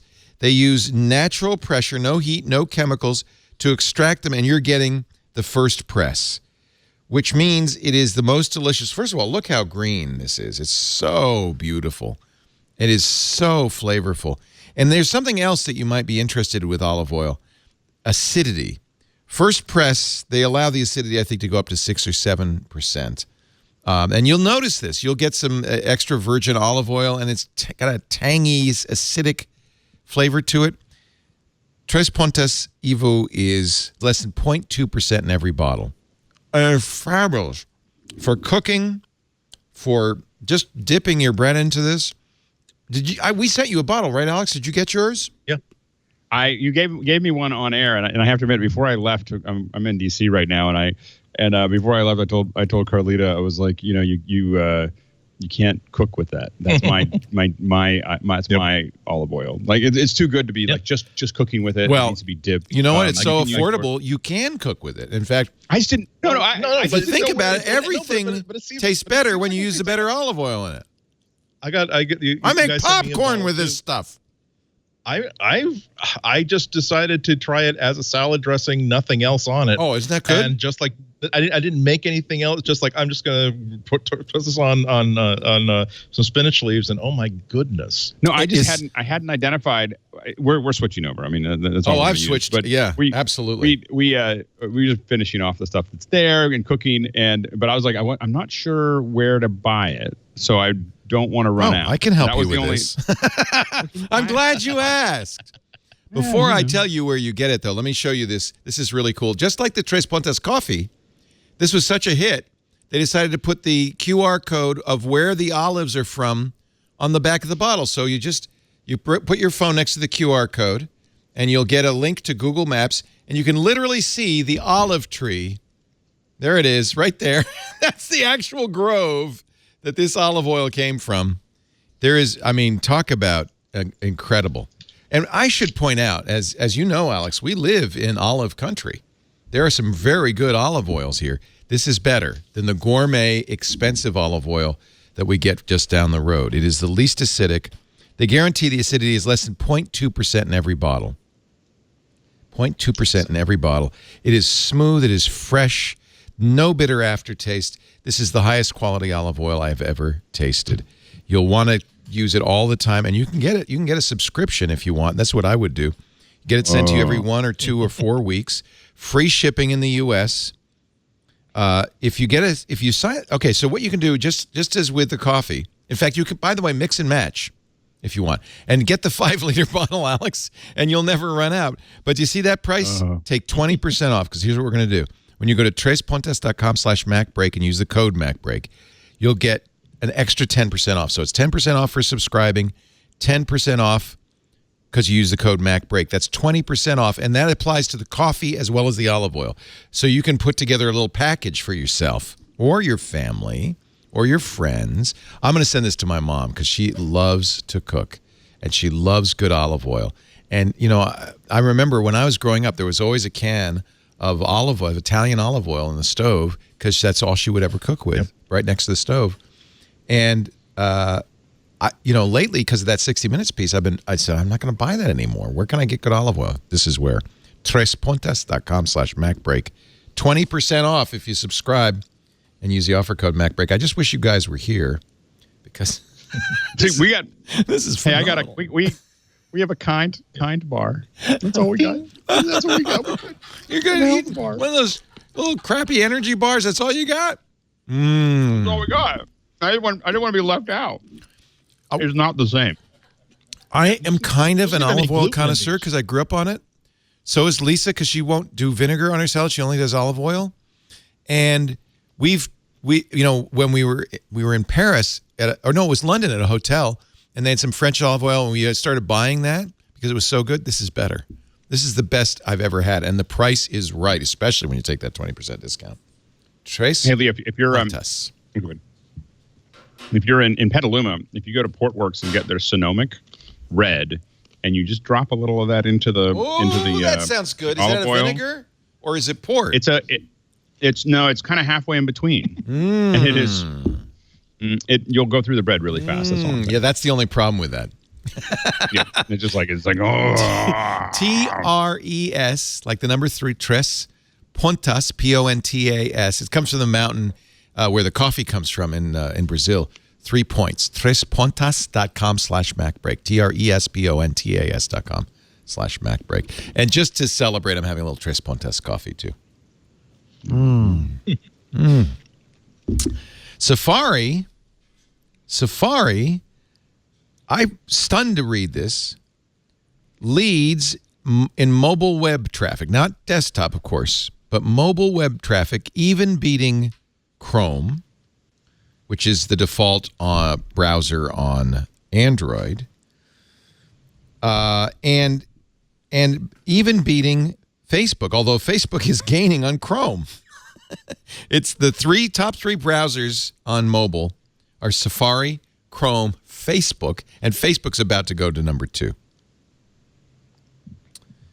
This comes from Mixpanel. I think a lot of that has to do with I don't know very many Apple or iPhone users that use anything other than Safari. You don't have really much of a choice. It's always the default, right? So, it's the default, and it's also just you just don't think about it. It's so tied into everything that Apple does. It's the same way, like I still use Google Maps, but the vast majority of iPhone users just use Apple Maps because that's what came with it. And when they click on it, it takes them to that link, and that's the power of the platform. The tyranny of the default is sometimes. Are they smart enough to know to separate out browsers that present as Safari?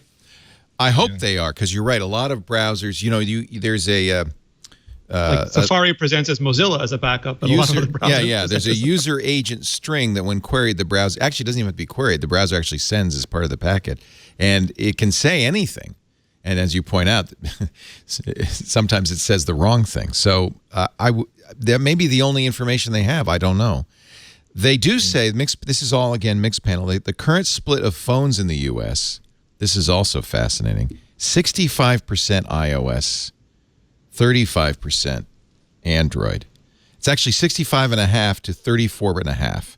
So if I add those together, that's 100.101%. So I think there's no room for third-party devices.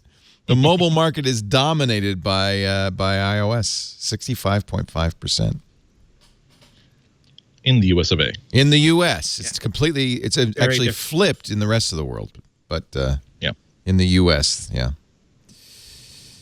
I mean, one of the metrics I think is usually better is the amount of e-commerce transactions that go through Safari. I think those are usually inordinately high as well. Yeah.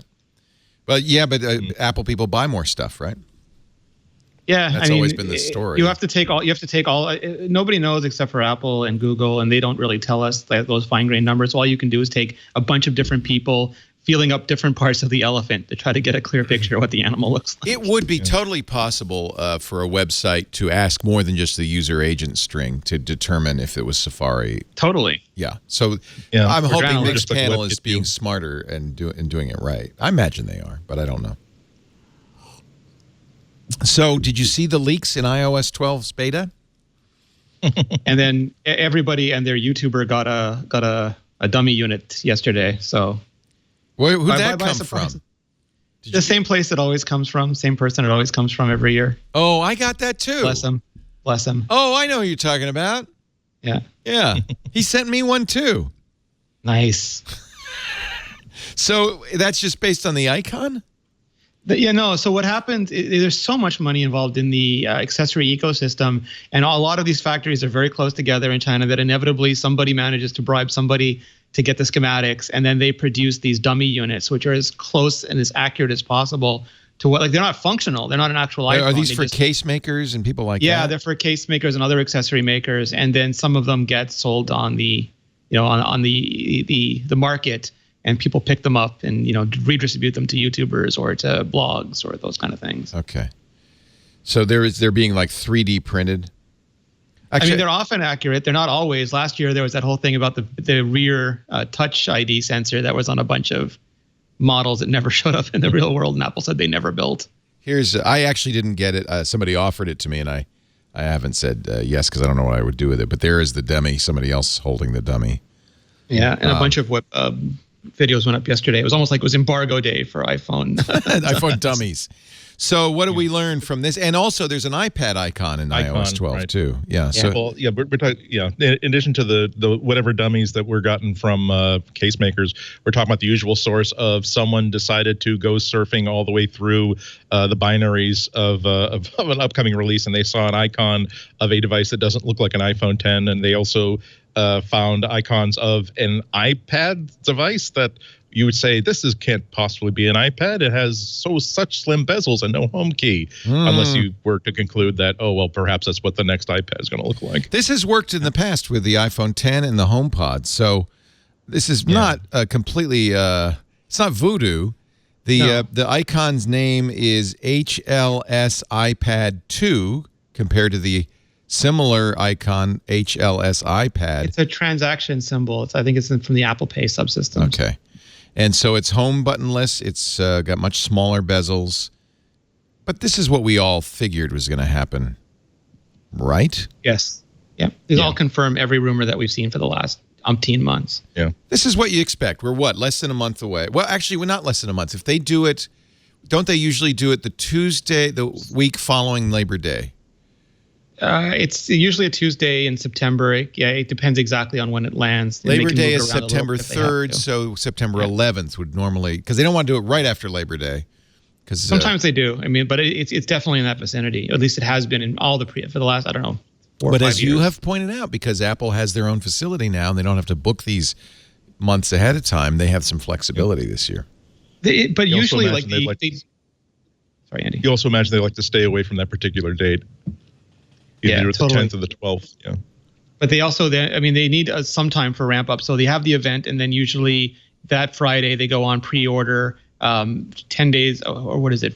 The next Wednesday, iOS comes out. Then the Friday they become available in stores. So depending on when you actually want to launch the thing, you have to have the event with enough time in between to handle all that. Somebody had an event on September 11th. Is it Samsung? I remember an event on September 11th, and you would think that people would want to stay away from that. Yeah. Certainly Apple. I think Apple's very sensitive to that kind of stuff. So we don't know. But we are. The point being, we are roughly a month away from a likely announcement. And do you think it will be iPad and iPhone? We talked about this last week. You still think it'll be all together? There was a school of thought that Apple didn't want to minimize iPhone by sharing the stage with a lot of other things. And then we had the September event 2 years ago where there was like 4 or 5 things all announced at the same time. The new Apple TV and the new iPad Pro, the first iPad Pro and the iPhone and the new Apple Watch. And so they're obviously not adverse to doing that. So if it makes a lot of sense for them not to have to hold 2 events, people not to have to travel for 2 events, if everything is ready to show off, I think that's probably their preference. And then you mentioned this rumor that the iPhone 2018 iPhone, according to Barclays Research, will no longer have the little adapter that goes from Lightning to 3.5 millimeter headphone jack. Yeah, I think they should be adding those adapters to other products, not taking them away from this one. Yeah, yeah. It costs $9 if you buy it from Apple. Probably costs like insignificant. And it costs 27 to 36 because that's how many you need floating around. So when you forget one, you have another one. I did. Bag I saturated the house with them. I bought so many of them. Yeah. Now I will admit that after a lot of resistance, the thing I use most of the time now is my AirPods. They become, just what I'm using every day. But that's because you're forced into it. No, I have the adapter, and I have some Etymotics that I have sitting with me that they're on my desk almost all the time. That's what I used to wear all the time. And when I'm on conference calls, I often still put them on because the mic is a little bit better.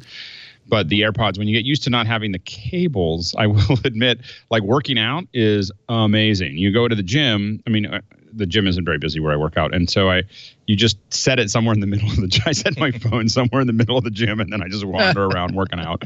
And I've gotten tangled up with my headphones many times in my little career of lifting, and so it's really nice just to have headphones and you're just wandering about. Yeah. It's so funny to see a muscle-bound guy like Alex, all taught up in the headphones. He's going like this. It's so fun. I'm gonna miss that, Alex. Yeah, I haven't been muscle bound for a long time. I try though. I try. I work at it. But muscle bound has not been my problem. Not since Nab started urine testing before the show starts. Yeah, exactly. Hey, it's not steroids. It's PEDs. That's all I'm saying. A supplement. My doctor said it was good for my knee. It's an enhancement. Yeah, exactly. I don't know if this will affect the shipping of the new iPhone or iPad, but TSMC, the Taiwan Semiconductor Manufacturing Company, shut down over the last weekend, saying a computer virus hit its fabrication tools on Friday evening. 80% have now been restored as of yesterday, but that means delayed shipments to customers. TSMC builds what, the memory in the iPhone? What do they build? No, they do they will be doing the A12 processor. Oh boy. Oh, that's not good. Of course, a 2 or 3 day delay right now probably really isn't good for the iPhone. It really depends. It's hard. One bit, again, like Kim Cook always says, one bit of information is hard to extrapolate. We don't know how far ahead they were. We don't know if this will affect initial supply or their ability to meet, channel inventory, or if they had enough already stockpiled that it's only going to be a problem if they can't fill in the gap now. It's really hard to say, but obviously it's not going to. They're not. It's not going to affect the announcement or the time we buy. I mean, we all know that there's going to be a delay. It just means that a certain number of people are going to get you are now 2 or 3 weeks rather than you are now 2 or 3 days. I don't think that being down for 2 days is really going to affect any of us. It is kind of a cautionary tale for all of us, though. This is something that's happened to so many businesses. They got bit by WannaCry, the ransomware, according to the CEO. Obviously, they are not built running their production company on the Mac.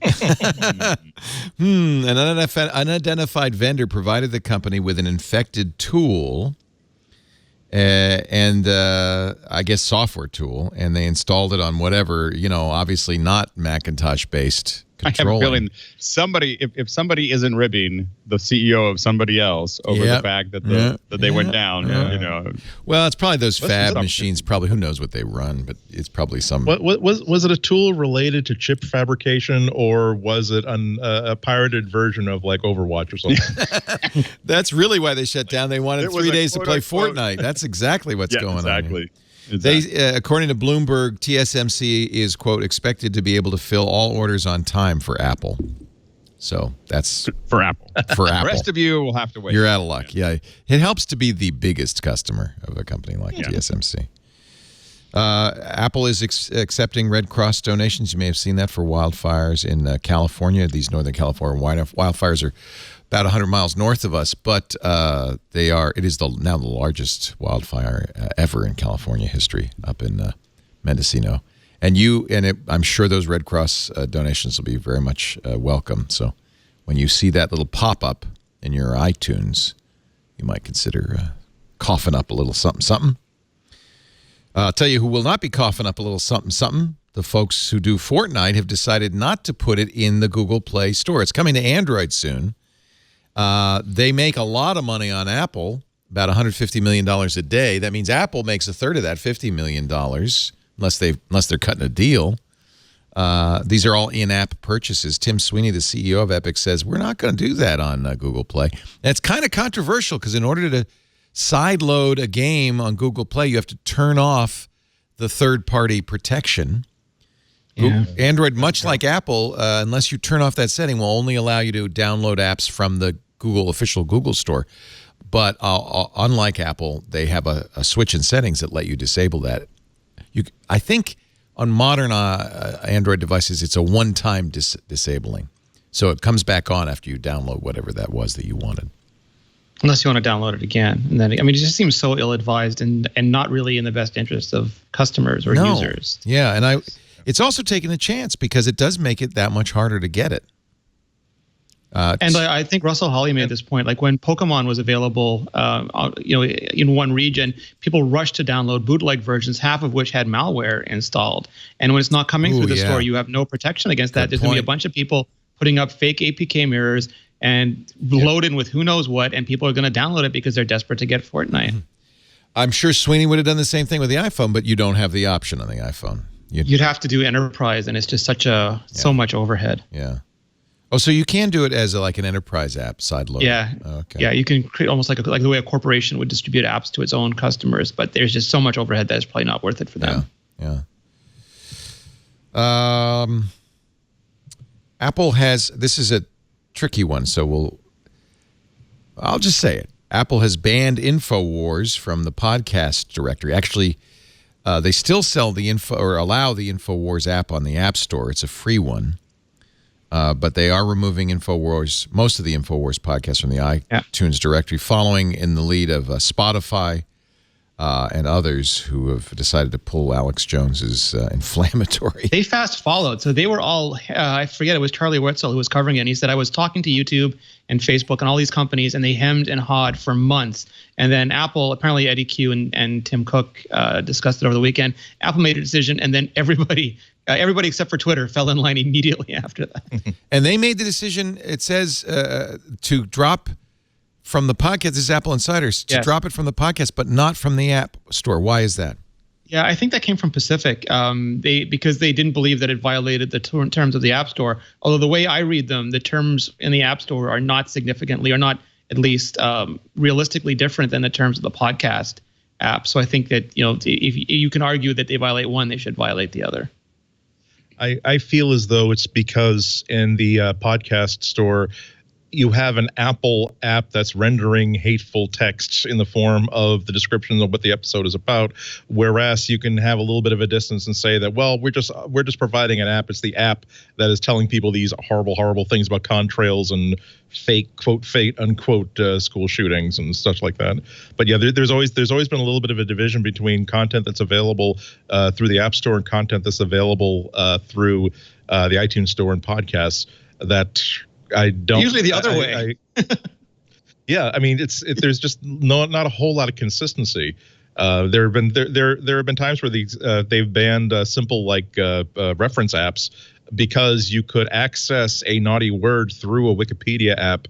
However, these same naughty words are okay in explicit tagged songs. So it's weird. That was kind of the old days, right? Though, haven't they fixed? Isn't it more consistent now, or is it not? It's still case by case. Yeah, exactly.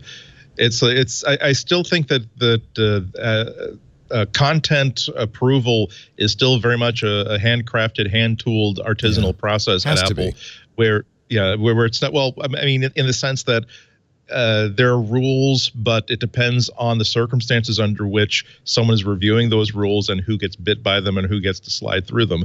So they're always going to be apps that should have been banned, but will go through until Apple catches them catches the mistake 2 years later. And there are always going to be apps that really should have been approved immediately, but get banned, and the developer never really finds out. So it's not a tragedy of Apple, but it's hard to decide that there is a consistent set of rules for why Apple does one thing for one store or one piece of content and a different one for a different one. I am obviously not a fan of InfoWars, but it does make me a little queasy. I think that even Mark Zuckerberg was touching on this when he was talking about Nazis and whether they should be on Facebook. Yeah, this is the quandary that Facebook faces. And I think they finally got rid of InfoWars on Facebook, but they still have a lot of other, they got rid of hateful 4 or content. 5 pages that Alex Jones. So the thing is that there's a lot of there's huge value in having the discussion, because you don't want to err too far in one way. You don't want to be, but there are lines. Like, for example, all of these places, these aren't. Let me back up for a second. There's no freedom of speech argument here, because there's no freedom of speech on somebody else's dime. These are public companies. These are not governments. There's no censorship, because no government is ordering them to take these down. They're doing this as editorial decisions. It's like you get to control what is on the shelves of your bookstore, what is on the shelves of your retail store. That's your decision to make, as long as you don't violate any laws in doing it. And also, I mean, there are laws of different countries that take effect here. So you can't just have a U.S. view on this, because anything you allow or don't allow the U.S. to do, you allow or don't allow China to do, and that's just how these things work. But we have lines. For example, they don't allow porn on almost any of these stores, and people will say, "Well, I absolutely know what that is." But sometimes there's arguments over male versus female nipples, or whether you can have a shot of someone breastfeeding or not. Right. We have huge arguments about that. It's tricky. And it's very difficult. Yeah, and it's fair to expand that to other content types. And Apple does list a variety of things, including, like, you can't show murder on any of these things. And I should say, it's not a First Amendment issue, because the First Amendment protects you against government intervention. Yes. Any private business can do whatever it wants. And Apple's a public company, but a private business, because people get confused about that too. Yeah, public company just means there's public shareholders. Doesn't mean it's a government thing. And I think what a lot of these folks are trying to traipse around also is becoming liable for making decisions in general. So as they start to say, we're going to take this content out, then people are going to say, well, you need to start making decisions all the time. Yeah, that's the slippery slope. Or you could be sued. Yeah. Or you could be sued if this was put on. It opens them up to all kinds of lawsuits. And that's and so a lot of them are like, I don't know if we should do that. And I think that they got to a point with him that they decided that he just wasn't. It was worth the trouble. But also I think that there's a cultural problem that has to be overcome with companies like Facebook and Twitter. Historically, from the very, very get-go, they have been under the classic initial internet model, which says that all we're doing is we're providing servers and software so that people can publish their own opinions. It is not our legal or moral responsibility to control what that speech is. And the digital communications, the copyright DCMA. The DCMA. Thank you very much. The DMCA. In a sense, sort of tells them that you are explicitly not editors like a newspaper. You are simply providing a hosting service. So it's not just a legal thing. It's that they have built these organizations around the idea that we are hands off. Not as an altruistic thing, but that this is not a product that we have, or an infrastructure that we have ever built this thing to do. And so they have a responsibility to control some of the speech. And now that they have to really make these things happen within a very short period of time, they are very much fumbling, because once again, you're trying to take a gasoline powered car and make it run on electricity. It was never built with the anticipation that it would ever have to have this fundamental character installed inside it. And so they need to be held responsible. They need to get there. But it's going to take a couple of years for them to figure out exactly how to redefine themselves as people who are constantly taking a look at the content that's being processed through their servers, and making sure that nothing harmful, or nothing that is objectively, and you have to use air quotes around objectively harmful, is used through their service. I don't know. I mean, there has to be a line, but we have to argue ferociously and passionately all the time to make sure that it doesn't go too far either way. Yeah. Fair enough. Let's see. What else do we want to talk about before we back out of this show here? French lawmakers banning smartphones for kids under 15 in schools. Good luck. Yeah. Skype is back. Microsoft has backtracked and said, all right, we'll let you keep using classic. They call it classic Skype for a while. Skype, I guess 7, then went to Skype 8. Skype non-electron. It's like with the escape bar. I am just amazed at how Microsoft was able to take a mediocre, slightly below average, software and just keep going down. Make it worse. Dude, you're on Skype right now. It's amazing. It works great. Oh my gosh! It's like every time you get here's the deal: is that when Apple and oftentimes Google, like when there's an update, you're excited about what's going to happen next. When you find out there's going to be a Skype update every single time, you're like, yes, I don't. It's terrifying. I just want it to be a stable platform. Yeah. I wanted to because we rely on it. That's the program we use more than any other. Yeah. On Twitter. I wanted to do a screen share the other day with somebody, and I opened it up and I couldn't find screen share in the new version. I was like, I can't find screen share, so I closed it. I opened Hangouts. I sent another link. Boom. Okay, we're done. Like I just and it worked fine. And I think that is that's not a good thing for Microsoft. For me to just very quickly just move on, because now it is easy. Whether I'm going to Zoom or Hangouts or whatever, you really have to decide whether Skype makes sense. And I still don't know where screen sharing went. I'm just amazed that Microsoft thought they would have any luck in trying to get people to stop using an obsolete and dangerous and inferior old copy of their code, given that there's still how many copies of Windows XP and critical installations still running? Right. Yeah. Government Expect is still on like Windows 2000, I think. Are you using somewhere? I'm sure you are. Very, very well for the household. I'm sure somewhere you are, Rene, using the beta of Mojave, right? Yes. You like it? Is it stable? Going well? Yeah.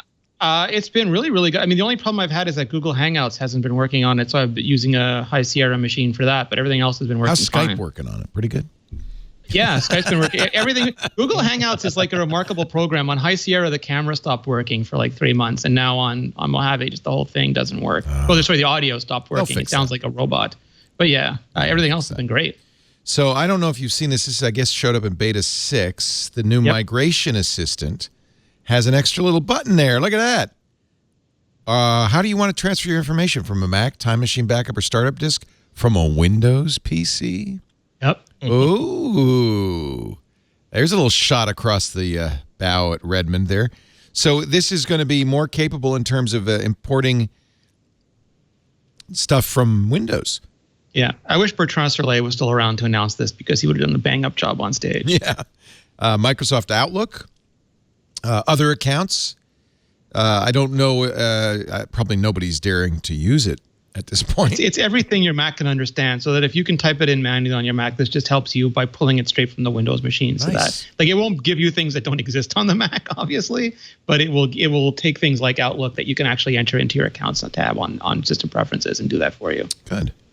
Anything else? I don't even use migrate from the Mac. No, I always start clean. I think it's just easier. Me too. I just want to start. Yeah, that's a bad idea. I have everything, like my whole documents directory is in Dropbox now, so I just open up a machine, install Dropbox. All my documents are there, and I don't want the cruft that's built up. Yeah, I don't use Dropbox for that. I use my Synology NAS, but that's one of the best things in the world. Is I have it's probably like a 3 gigabyte documents folder, and it just propagates to every machine I install. Takes a little while to download it all because it's downloading from my house, but it's sure nice to have, because then I don't have to worry about backup really. Although I love this on this new MacBook Pro, I decided I'm going to be a little bit more careful about it. I got one of those. Samsung the T5 drives, the little portable drives, and super duper set it up super duper. Anytime you see that drive, just make sure that it's duplicate the internal and the external. And so I just periodically just plug it in. Thunderbolt 3 now, and very quickly, within half an hour, I've got a bootable backup on an external drive. I really like that. Jailbreak for Apple Watch. How exciting. Just what I mean, wanted. Apple Watch, it does not have an easy user restart button, so I would be do not do this. But it's worth it to be able to finally play Doom on the watch. Doom on my watch. No, I mean, there is a huge argument to be made that Apple should allow UIKit apps on the Apple Watch, especially as the performance increases. Yes, you'll have to pay a battery fine, but Apple's apps are UIKit. They're not, WatchKit the way that third-party apps are. I get all that. I just don't think people outside like Steve Troughton-Smith should be playing with that stuff. This would be it is on GitHub if you want. TIHMSTAR. Jailbreak time, it's called. I mean, I doubt they're going to deliver anything to the watch that you'd want to have a part of. But it is significant that anytime that a iOS device is jailbroken, it means that somebody was able to exploit some sort of security that was in there to prevent people from putting their own code on the device. It exploits a kernel using something called Vortex. Right. If anything else, this is an alarm that Apple is going to have to address something, and I'm sure we'll see an update soon enough. It's a service. It's a service. Because it's not. It's it is some hacker that's having fun rather than the NSA. That's it. You know, when I was caught twisting doorknobs on my campus late at night on labs, that's what I said. I'm just testing to see which doors, which locks are faulty. It's pen testing. You'll know about it in about 10 years. Exactly. Yeah. Have you tried the new Apple Music Friends mix? I saw it. I haven't had a chance to try it yet. Yeah.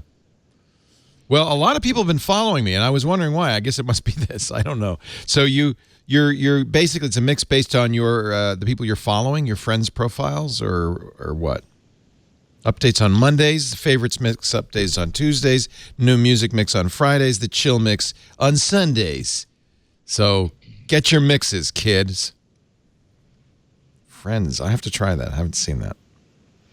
Well, I think the thing that I turned off on Spotify almost immediately is show everybody what I'm really to. What are you hiding? Yeah, like I don't want to. I just don't want people to know how much I like Katy Perry. It's so funny because it's exactly what I don't want people to know. I want to give you the strength to be your true self. I will tell you right here, right now, that I on my wake up in the morning sort of action that's on my Google Assistant includes a playlist that includes "Dancing Queen" by ABBA, you should be dancing by the Bee Gees, and "It's Raining Men" by the Weather Girls. Wow! Because these are the songs that get my butt out of bed, and yes, fruging and boogalooing. It's Raining Men. And I'm proud. I'm proud of that. So I think everyone watch what I listen to when I'm in the gym. I think that they would think there was something very wrong with it because it's all angry music, very angry, very.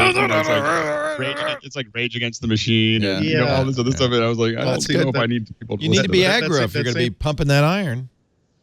That same playlist contains one of my favorite Devo songs since I was a kid. And whereas apparently when I was 16 years old in high school, I can be singing along to the lyrics, "I'm a man with a mission, a boy with a gun. I've got a picture in my pocket of the lucky one who doesn't know I'm a big mess." Oh, boy. However, in 2020ing, I always a different meaning, doesn't it? That's not that loud. That's so what was that from? As the second, I forget, not in the traditionalist, but. I listened to a lot of Devo as a kid. Yeah. Is that okay? I thought it was a Hillary Duff song. I'm sorry. In the For You section, you get your mixes, right? So I'm looking at For You. There's the favorites mix. There's the chill mix. The new music mix. Where's my friends mix, man? I can see what friends mix that. I can see what friends are listening to. You guys have terrible taste, but and some recommended friends who I don't know. I don't see the Friends mix yet, but I guess maybe next Monday I'll get it. All right. I like Apple Music, I have to say. Yeah. I don't know, I have them all, and I can't decide which I'm going to end up with. So I got a chance today. Apple Music was, Beats One was actually in Montreal for the Oshega Festival. Oh, fun. I got to interview one of the. Did you meet Julie Antonuga? I love Julie Matt Antonuga. Wilkins. Oh, all right. Okay. He was awesome. And they were just, what I didn't realize, and I started to find out with the HomePod, but really when I talked to Matt, is that Apple Music, they don't just like play the music. They actually go to almost every region, every location. They have editors in cities whose only job it is to find and break new music. And they work with the talent. They try to encourage them. They try to help them get, popular. And it's really a cool thing for music, because they're at all the festivals talking to the new acts, and they knew all about like the acts from like Sudbury, Ontario, and London. That's and, really cool. Small Actually, parts that's of really Montreal. good. They go take to the it clubs. seriously. How much do you think they make? They must make a lot of money to be an Apple Beats DJ. I don't know how much the DJs make, but like the music stuff, because they're getting like the small end off the percentage. It's not anywhere nearly as much as what sales used to be, but I think it's a huge differentiator to again increase the value of having an iPhone, because you can get like Apple Music and all this stuff with it. So it's like making your own silicon. It's wise to invest in it because it increases the overall value of your product. Right. I'm my favorites mix. It really does reflect poorly on me. No, Madonna, Gang Bang, Lady Gaga, The Fame, Jonathan Colton, Curl, Matchbox 20, Real World, Bruno Mars, When I Was Your Man, Beyonce, Naughty Girl, Rihanna, Kiss It Better, Neil Young, Mr. Soul. You should never have Rihanna next to Neil Young. I'm sorry. I will not listen to you playlist shame yourself, Leo. I am shamed. I am shamed. I don't know where they get this stuff. Yeah. You should be dancing. You should be Leo. dancing. Yeah. Pentagon. Where's the Roger Whittaker report? Where's the Roger Whittaker? There's a ship lies. No, you're going to get Andy and me doing our. Oh, you are beautiful. For I have loved you dearly, more dearly than the spoken I'm going to write a letter. word. Dear Mr. Cook, your recent favorites mix did not include any Roger Whittaker. I don't understand it. All right. Pentagon bans, finally, geolocation services on iPhones, Apple Watch. You can still have an Apple Watch. You just have to turn off the geolocation services. This is finally. This comes from way back when Strava, and then more recently, what was the app that was giving away information about location? Oh, was it Strava? Strava was the first one. That was in January, and then there was one last month. It's not a good idea. Yeah, you'd think operational OPSEC would require that you not be doing that. Effective immediately, Defense Department personnel are prohibited from using geolocation features and functionality on government and non-government issued devices, applications, and services while in locations designated as operational areas. So people were really blaming the apps, but I think it's probably safe to say this is a good policy. I think that it was like a general saw that and just said, they're doing what? What? Yeah. I think they need to stop doing that. Can I write me a memo? Rule that says don't wear a GPS, don't wear a tracker of all of your data positions. While really? Have you heard about a concept called roadside bomb? How would they know? How would they know where to put them? Because you've been tracking them and leaving a big map around. All right, gentlemen, would you please prepare your picks, because we are going to take a break, and then the picks of the week coming up momentarily. This episode of MacBreak Weekly. So let's see. I've done demos of the slide belt. I did a demo of the nice Três Pontas olive oil. I think this means I need to buy a house now. Buy a house. Let's just buy a house on the air to demonstrate how easy it is, how relaxing it is with Rocket Mortgage from Quicken Loans. Quicken Loans very much spends time thinking about the user experience, the customer experience. That's what's made them the best lender in the country, #1 in customer satisfaction, according to J.D. Power, 8 years running. Also #1 in volume. Now they want to underscore that Rocket Mortgage is doing more to make the experience better. Lately, interest rates have started to tick up in the United States, and that's definitely a cause for anxiety. You're out house hunting, and you think to yourself, man, if I take another day, interest rate could go up by a quarter point. That's tens of thousands of dollars over the life loan. That's terrible. That puts pressure on you, and you don't want pressure. This is the most important purchase you'll ever make, the biggest check you'll ever write. So Quicken Loans says, all right, we can make this easier with the power buying process. It all starts, as always, with Rocket Mortgage, the entirely online mortgage approval process. You answer a few simple questions. They have trusted relationships with all the financial institutions. With your permission, they get everything they need to know, and then based on your income, assets, and credit, they'll show you the loans that are right for you. They give you qualified approval within 10 minutes. And then within less than a day, less than 24 hours, verified approval. By the way, verified approvals is the bee's knees, as Grandpa would say. It basically says you've got the money. It makes you effectively a cash buyer.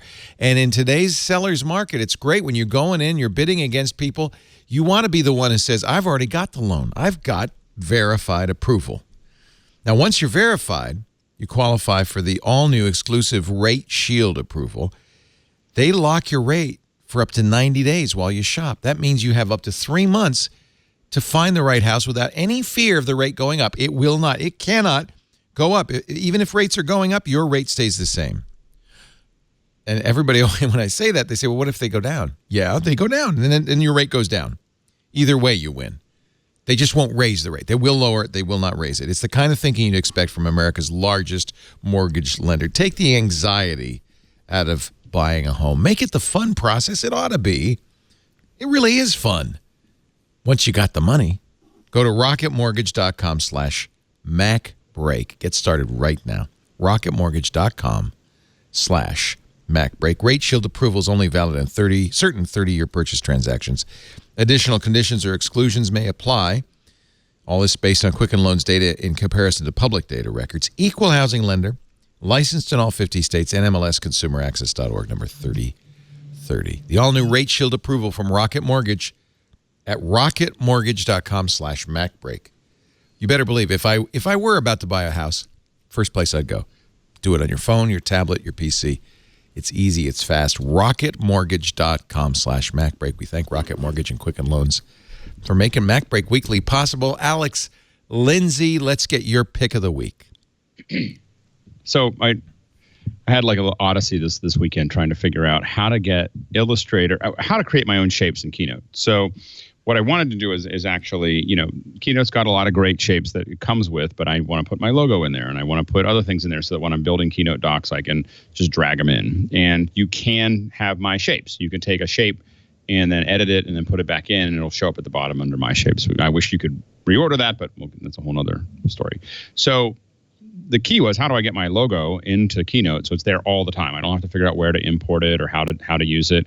And then it became, how do I bring in all these icons that I want to use all the time for the kind of keynotes that I build?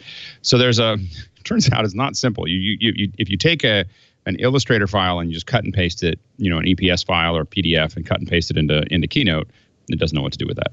And so, it does. It'll show up, but you can't go into you can't go in and say, make this a shape. What you need to do is convert it to a Keynote doc. And so there's a geeky little app or a geeky little website. It is Christian Holtz, who is probably going to be surprised by the amount of people going to his website. He's got, what happened? So all these people are downloading my utility. What happened to the server? So it's very geeky. You go into there's an AI to key .042 for Creative Cloud or some of the other ones, Creative Cloud 2018. By the way, his instructions are wrong. You actually have to go into the Illustrator folder in your apps, not into your app support and library, but you go into Illustrator, and then there's a plugin document, and then you drag this into the plugin document, and then you restart Illustrator. Then when you go to export, one of your export options is Keynote. Oh, and so you can bring in, how cool is that? In an Illustrator. That's nice. Yeah, you can bring in an Illustrator file, and then you export it out as a Keynote document, and then you can open it in Keynote. It's a little buggy. It's a poorly written Keynote document, but it'll stay open long enough for you to, quickly you drag it out and turn it. Well, you just select it, and if there's it'll come. If you grab something that hasn't been, and it can't be grouped, it needs to be united. So you have to take the Illustrator file then you select all the items that you want, and you go under, there's a place in Keynote in the same part, when you're, where you can do intersect or unite. You have to use unite, which is kind of a Boolean of all of them, turns them all into one object. So you turn that into one object, and then you go into shapes, and you say, make this a shape.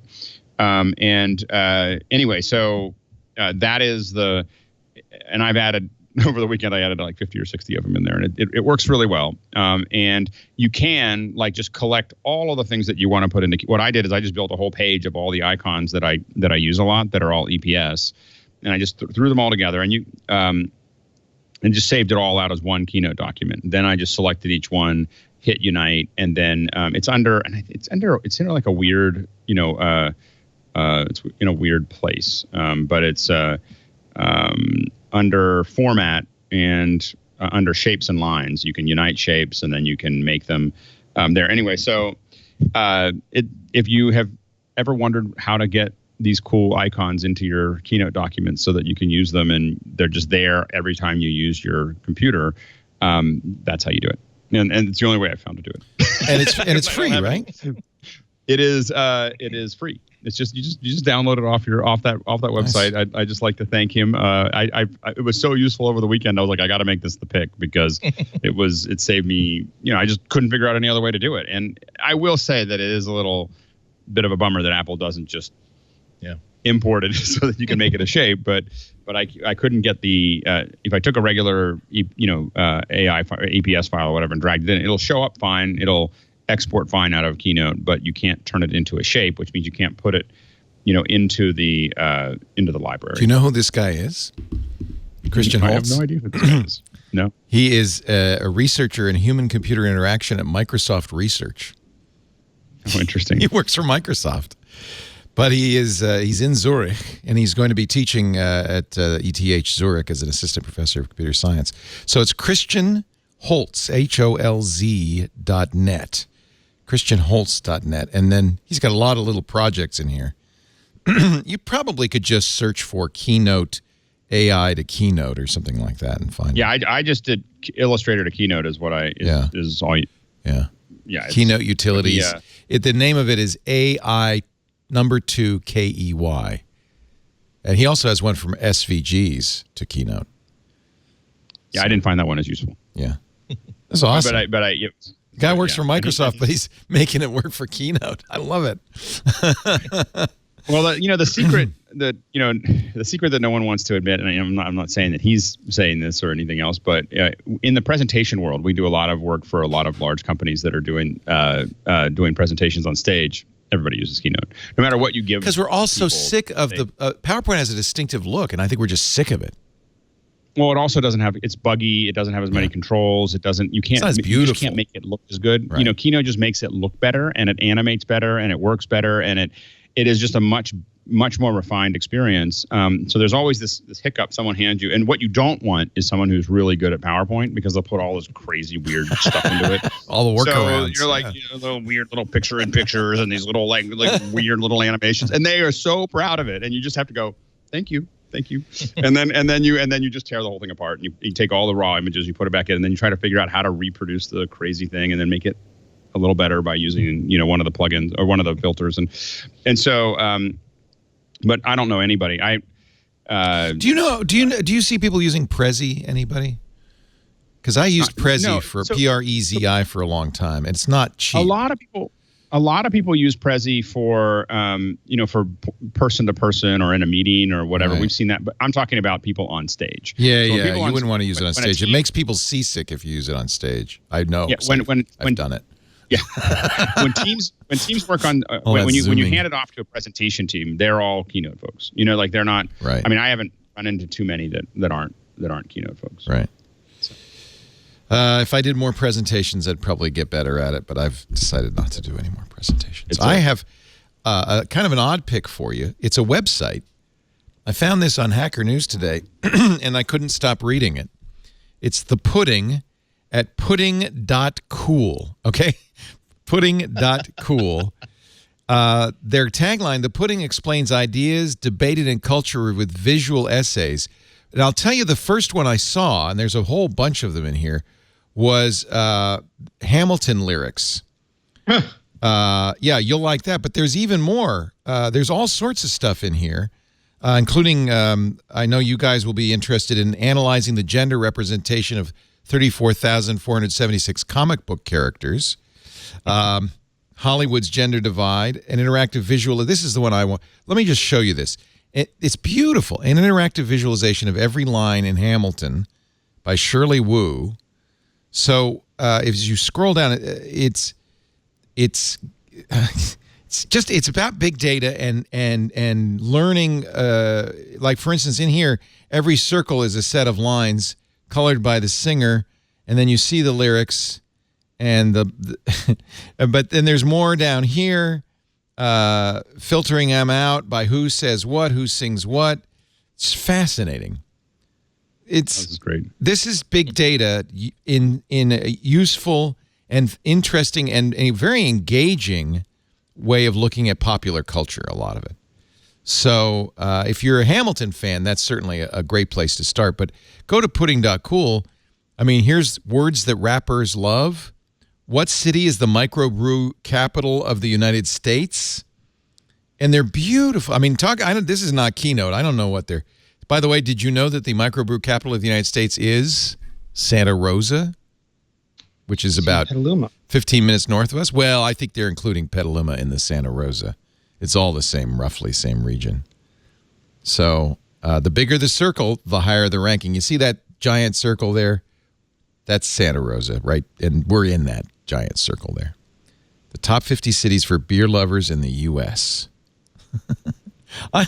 Data is so interesting, but data visualizations really make it accessible and then fascinating. So this is pudding. In fact, it's free. There's no advertising in it, but they do say if you want to fund it, you can go to Patreon. They're only making $600 a month with 209 patrons. So please kick in some. I'm going to kick in some because they really deserve more. The pudding is fascinating. I always thought pudding is what Holly called Mr. J. It's not pudding. Pudding.cool. Rene Ritchie, pick of the week, my friend. So firstly, I want to just commend you for not buying a house on Apple Pay, even though I would have loved to see Lisa run in there and snap that watch right off your wrist. It's so easy. So my pick of the week. So I've been doing a lot of YouTube lately, and one of the comments I keep getting is that I talk too fast, and people said, "Oh, you're reading off your teleprompter too fast." And I, especially when people say that, I'm almost never reading off the teleprompter. I'm speaking extemporaneously. I just speak really, really fast. You're enthusiastic. That's all it is. I am, and it's really hard to, at least for me, it's really hard to change the way that you speak. And when I get with Christina Warren on a podcast, for example, it's basically you don't need smart. She speaks at light speed. I've never seen anybody talk so fast. And Serenity's no slouch in that either. No, I think what I've been trying to do is, ironically, I've gone to the teleprompter in an attempt to slow down by slowly, incrementally slowing down the teleprompter so that I learn to enunciate as though I went to Juilliard. And the app I've been using, I tried a bunch of them, and I ended up, full disclosure, going with an app made by a friend of mine. Well, someone that I know in the Apple developer community, and that's Joel Chaplinsky and Big Bombing Brain something software. And it's really good. So what I end up doing is I write out something in notes. I paste it into this on an iPhone. I put the iPhone next to me. I put the iPad across from me, and then I use the iPhone to control the iPad. You can do it right on the iPad if you want, but I prefer to put the iPad far enough away that it's not within reach anymore. And then I can just, on the iPhone, I can control the speed. I can swipe back if I miss anything or I say anything wrong. And I just sit there and I do like drills. One of the videos I did yesterday was on how I get better or how I succeed at doing what I do. And a lot of people just do repetition, but I've always found that conscious repetition is what's important. Like every time you do something, you have to pick one aspect of it you want to get better at. And so this is one of the tools that I'm learning to train, getting better at speaking slower. And just by slowly adjusting that turtle icon, I can drop it down from the middle to like 4.5 and then 4. And sometimes I lose it and I have to go back up a little bit because I don't want it to sound freakish. But it's really been helping me at trying to speak a bit slower. Speak exactly as fast as you want to. Well, the internet will complain either way, right? But it's a wonderful teleprompter app, all that aside. Good. It's very useful. Good. Very nice. 4-7. I have to play with it. I played with it in the past and it worked great. I'm always scared of wireless connections. So we have our teleprompt, software is off of a Mac and it goes into a teleprompter, but there's always a wire and I'm always, afraid because we're in live. So if it gets glitchy, important people are angry. I haven't glitched, but I don't work in your environment. No, I hate teleprompters. But I don't. It never replaces a great host like Leo. Well, yeah, that's a good point. I'm using it less as a traditional teleprompter and more as a training tool to speak like William Shatner. Because Picard is coming back, so I feel like I have to give Shatner. I always warn people. I'm always like, if unless that person has spent years using a teleprompter, you do not want to use it. It's very hard to do it well. It's hard to do it naturally, and it takes a lot of practice. And people don't realize that it's this kind of it's like playing the bagpipes or or playing a didgeridoo because you have to be a couple words ahead while you're talking behind it. Right. which is typical voiceover, a typical voiceover issue where you're looking ahead on your text, but you have to do that with teleprompters, and people get good at it, but it takes practice. It's not like the first time you ever do it, it's going to work, and otherwise it just sounds very, not so good. And I just think it doesn't sound, and there are reasons to do it, especially when you're. Well, I think Rene's got the best reason of all to do it. I mean, I think it's a very good idea for things like slowing you down. I think that's a great idea. And also just packing a lot of information that you wanted to say in a certain way. If you need to say it exactly right. Or if you just want bullet points in front of you to remember your talking points. Well, I used to. I mean, we had teleprompters on the old screensavers, and I just found out the other day that I actually had a comedy writer that I just never that would put jokes in the teleprompter, but I would never use them because I never looked at the thing. I hate it. I'm Leo Laporte. Alex Lindsay did his pick. I already chose. It's Andy Anako's turn. Sorry, Andy, your turn. Hello. Hello. Nothing Mac or iOS related is exciting me as much as Dan Slott's long-awaited restart of the Fantastic Four comic book series with Marvel. This is a hysterically funny story that because Fantastic Four was one of like the two major properties between that and X-Men that Marvel movie studios did not have the rights to.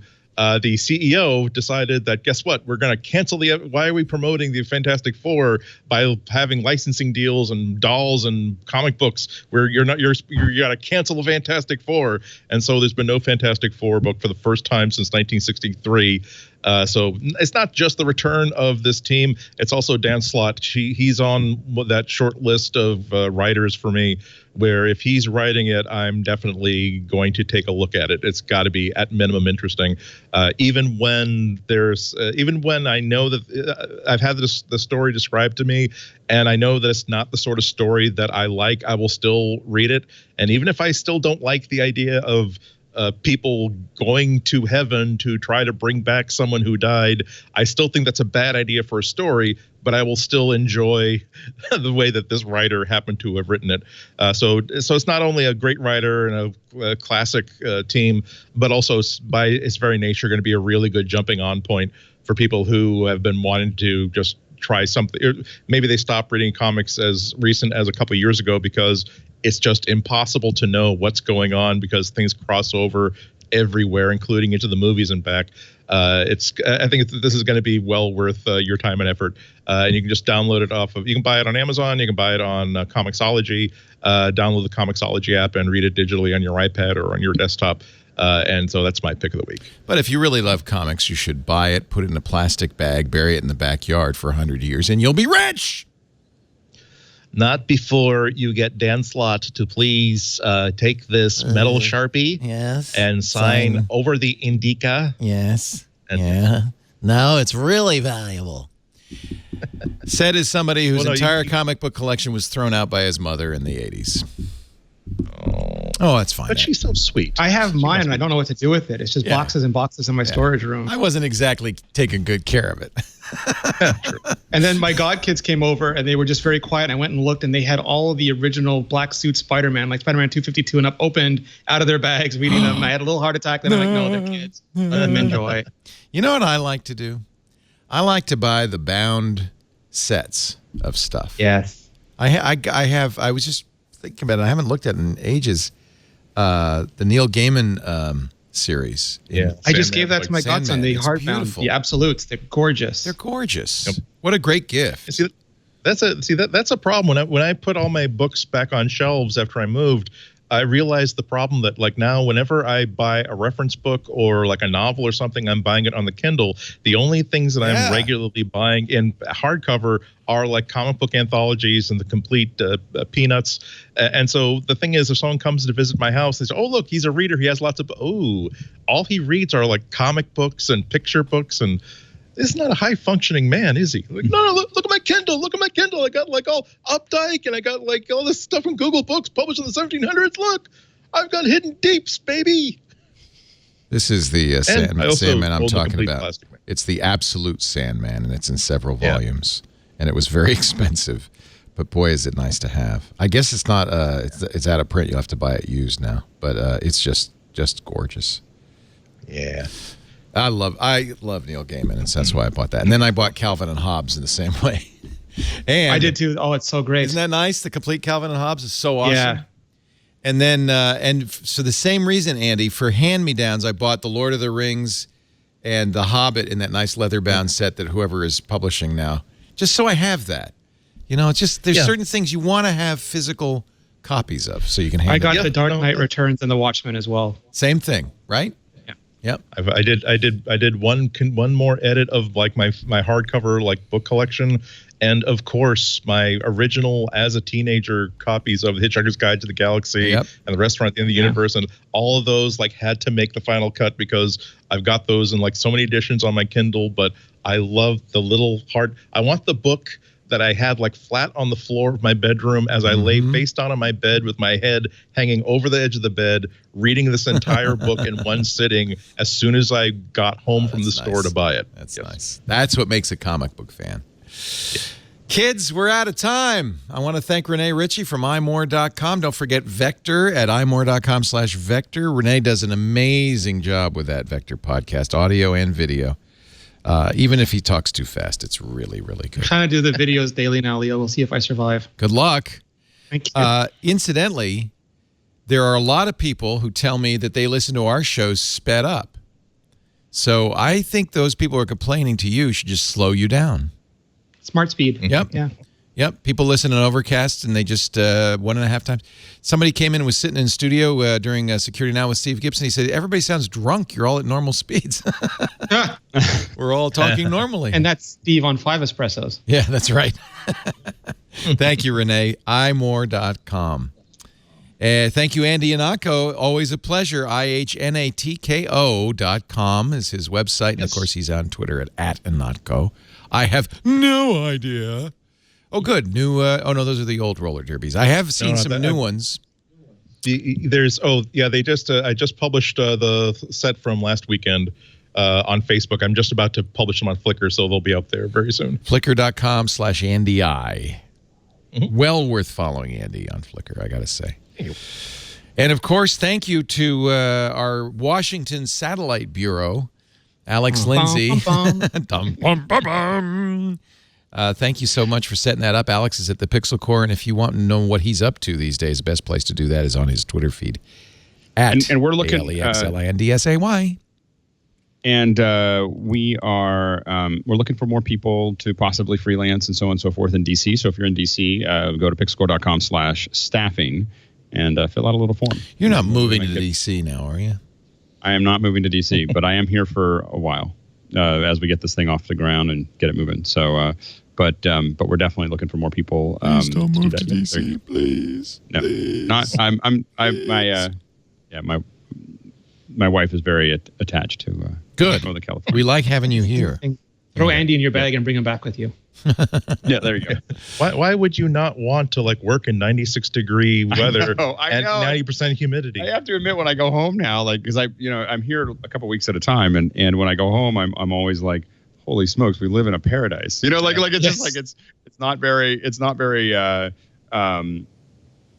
wet, and it's 55 to 75 degrees, and I was like, I respect Northern California a lot more now that I'm good. Can I say that I know that you're a true friend, and I know you enjoy having me here, because no one who is like watching or listening to this knows that like I was like walking for 5 hours like through DC.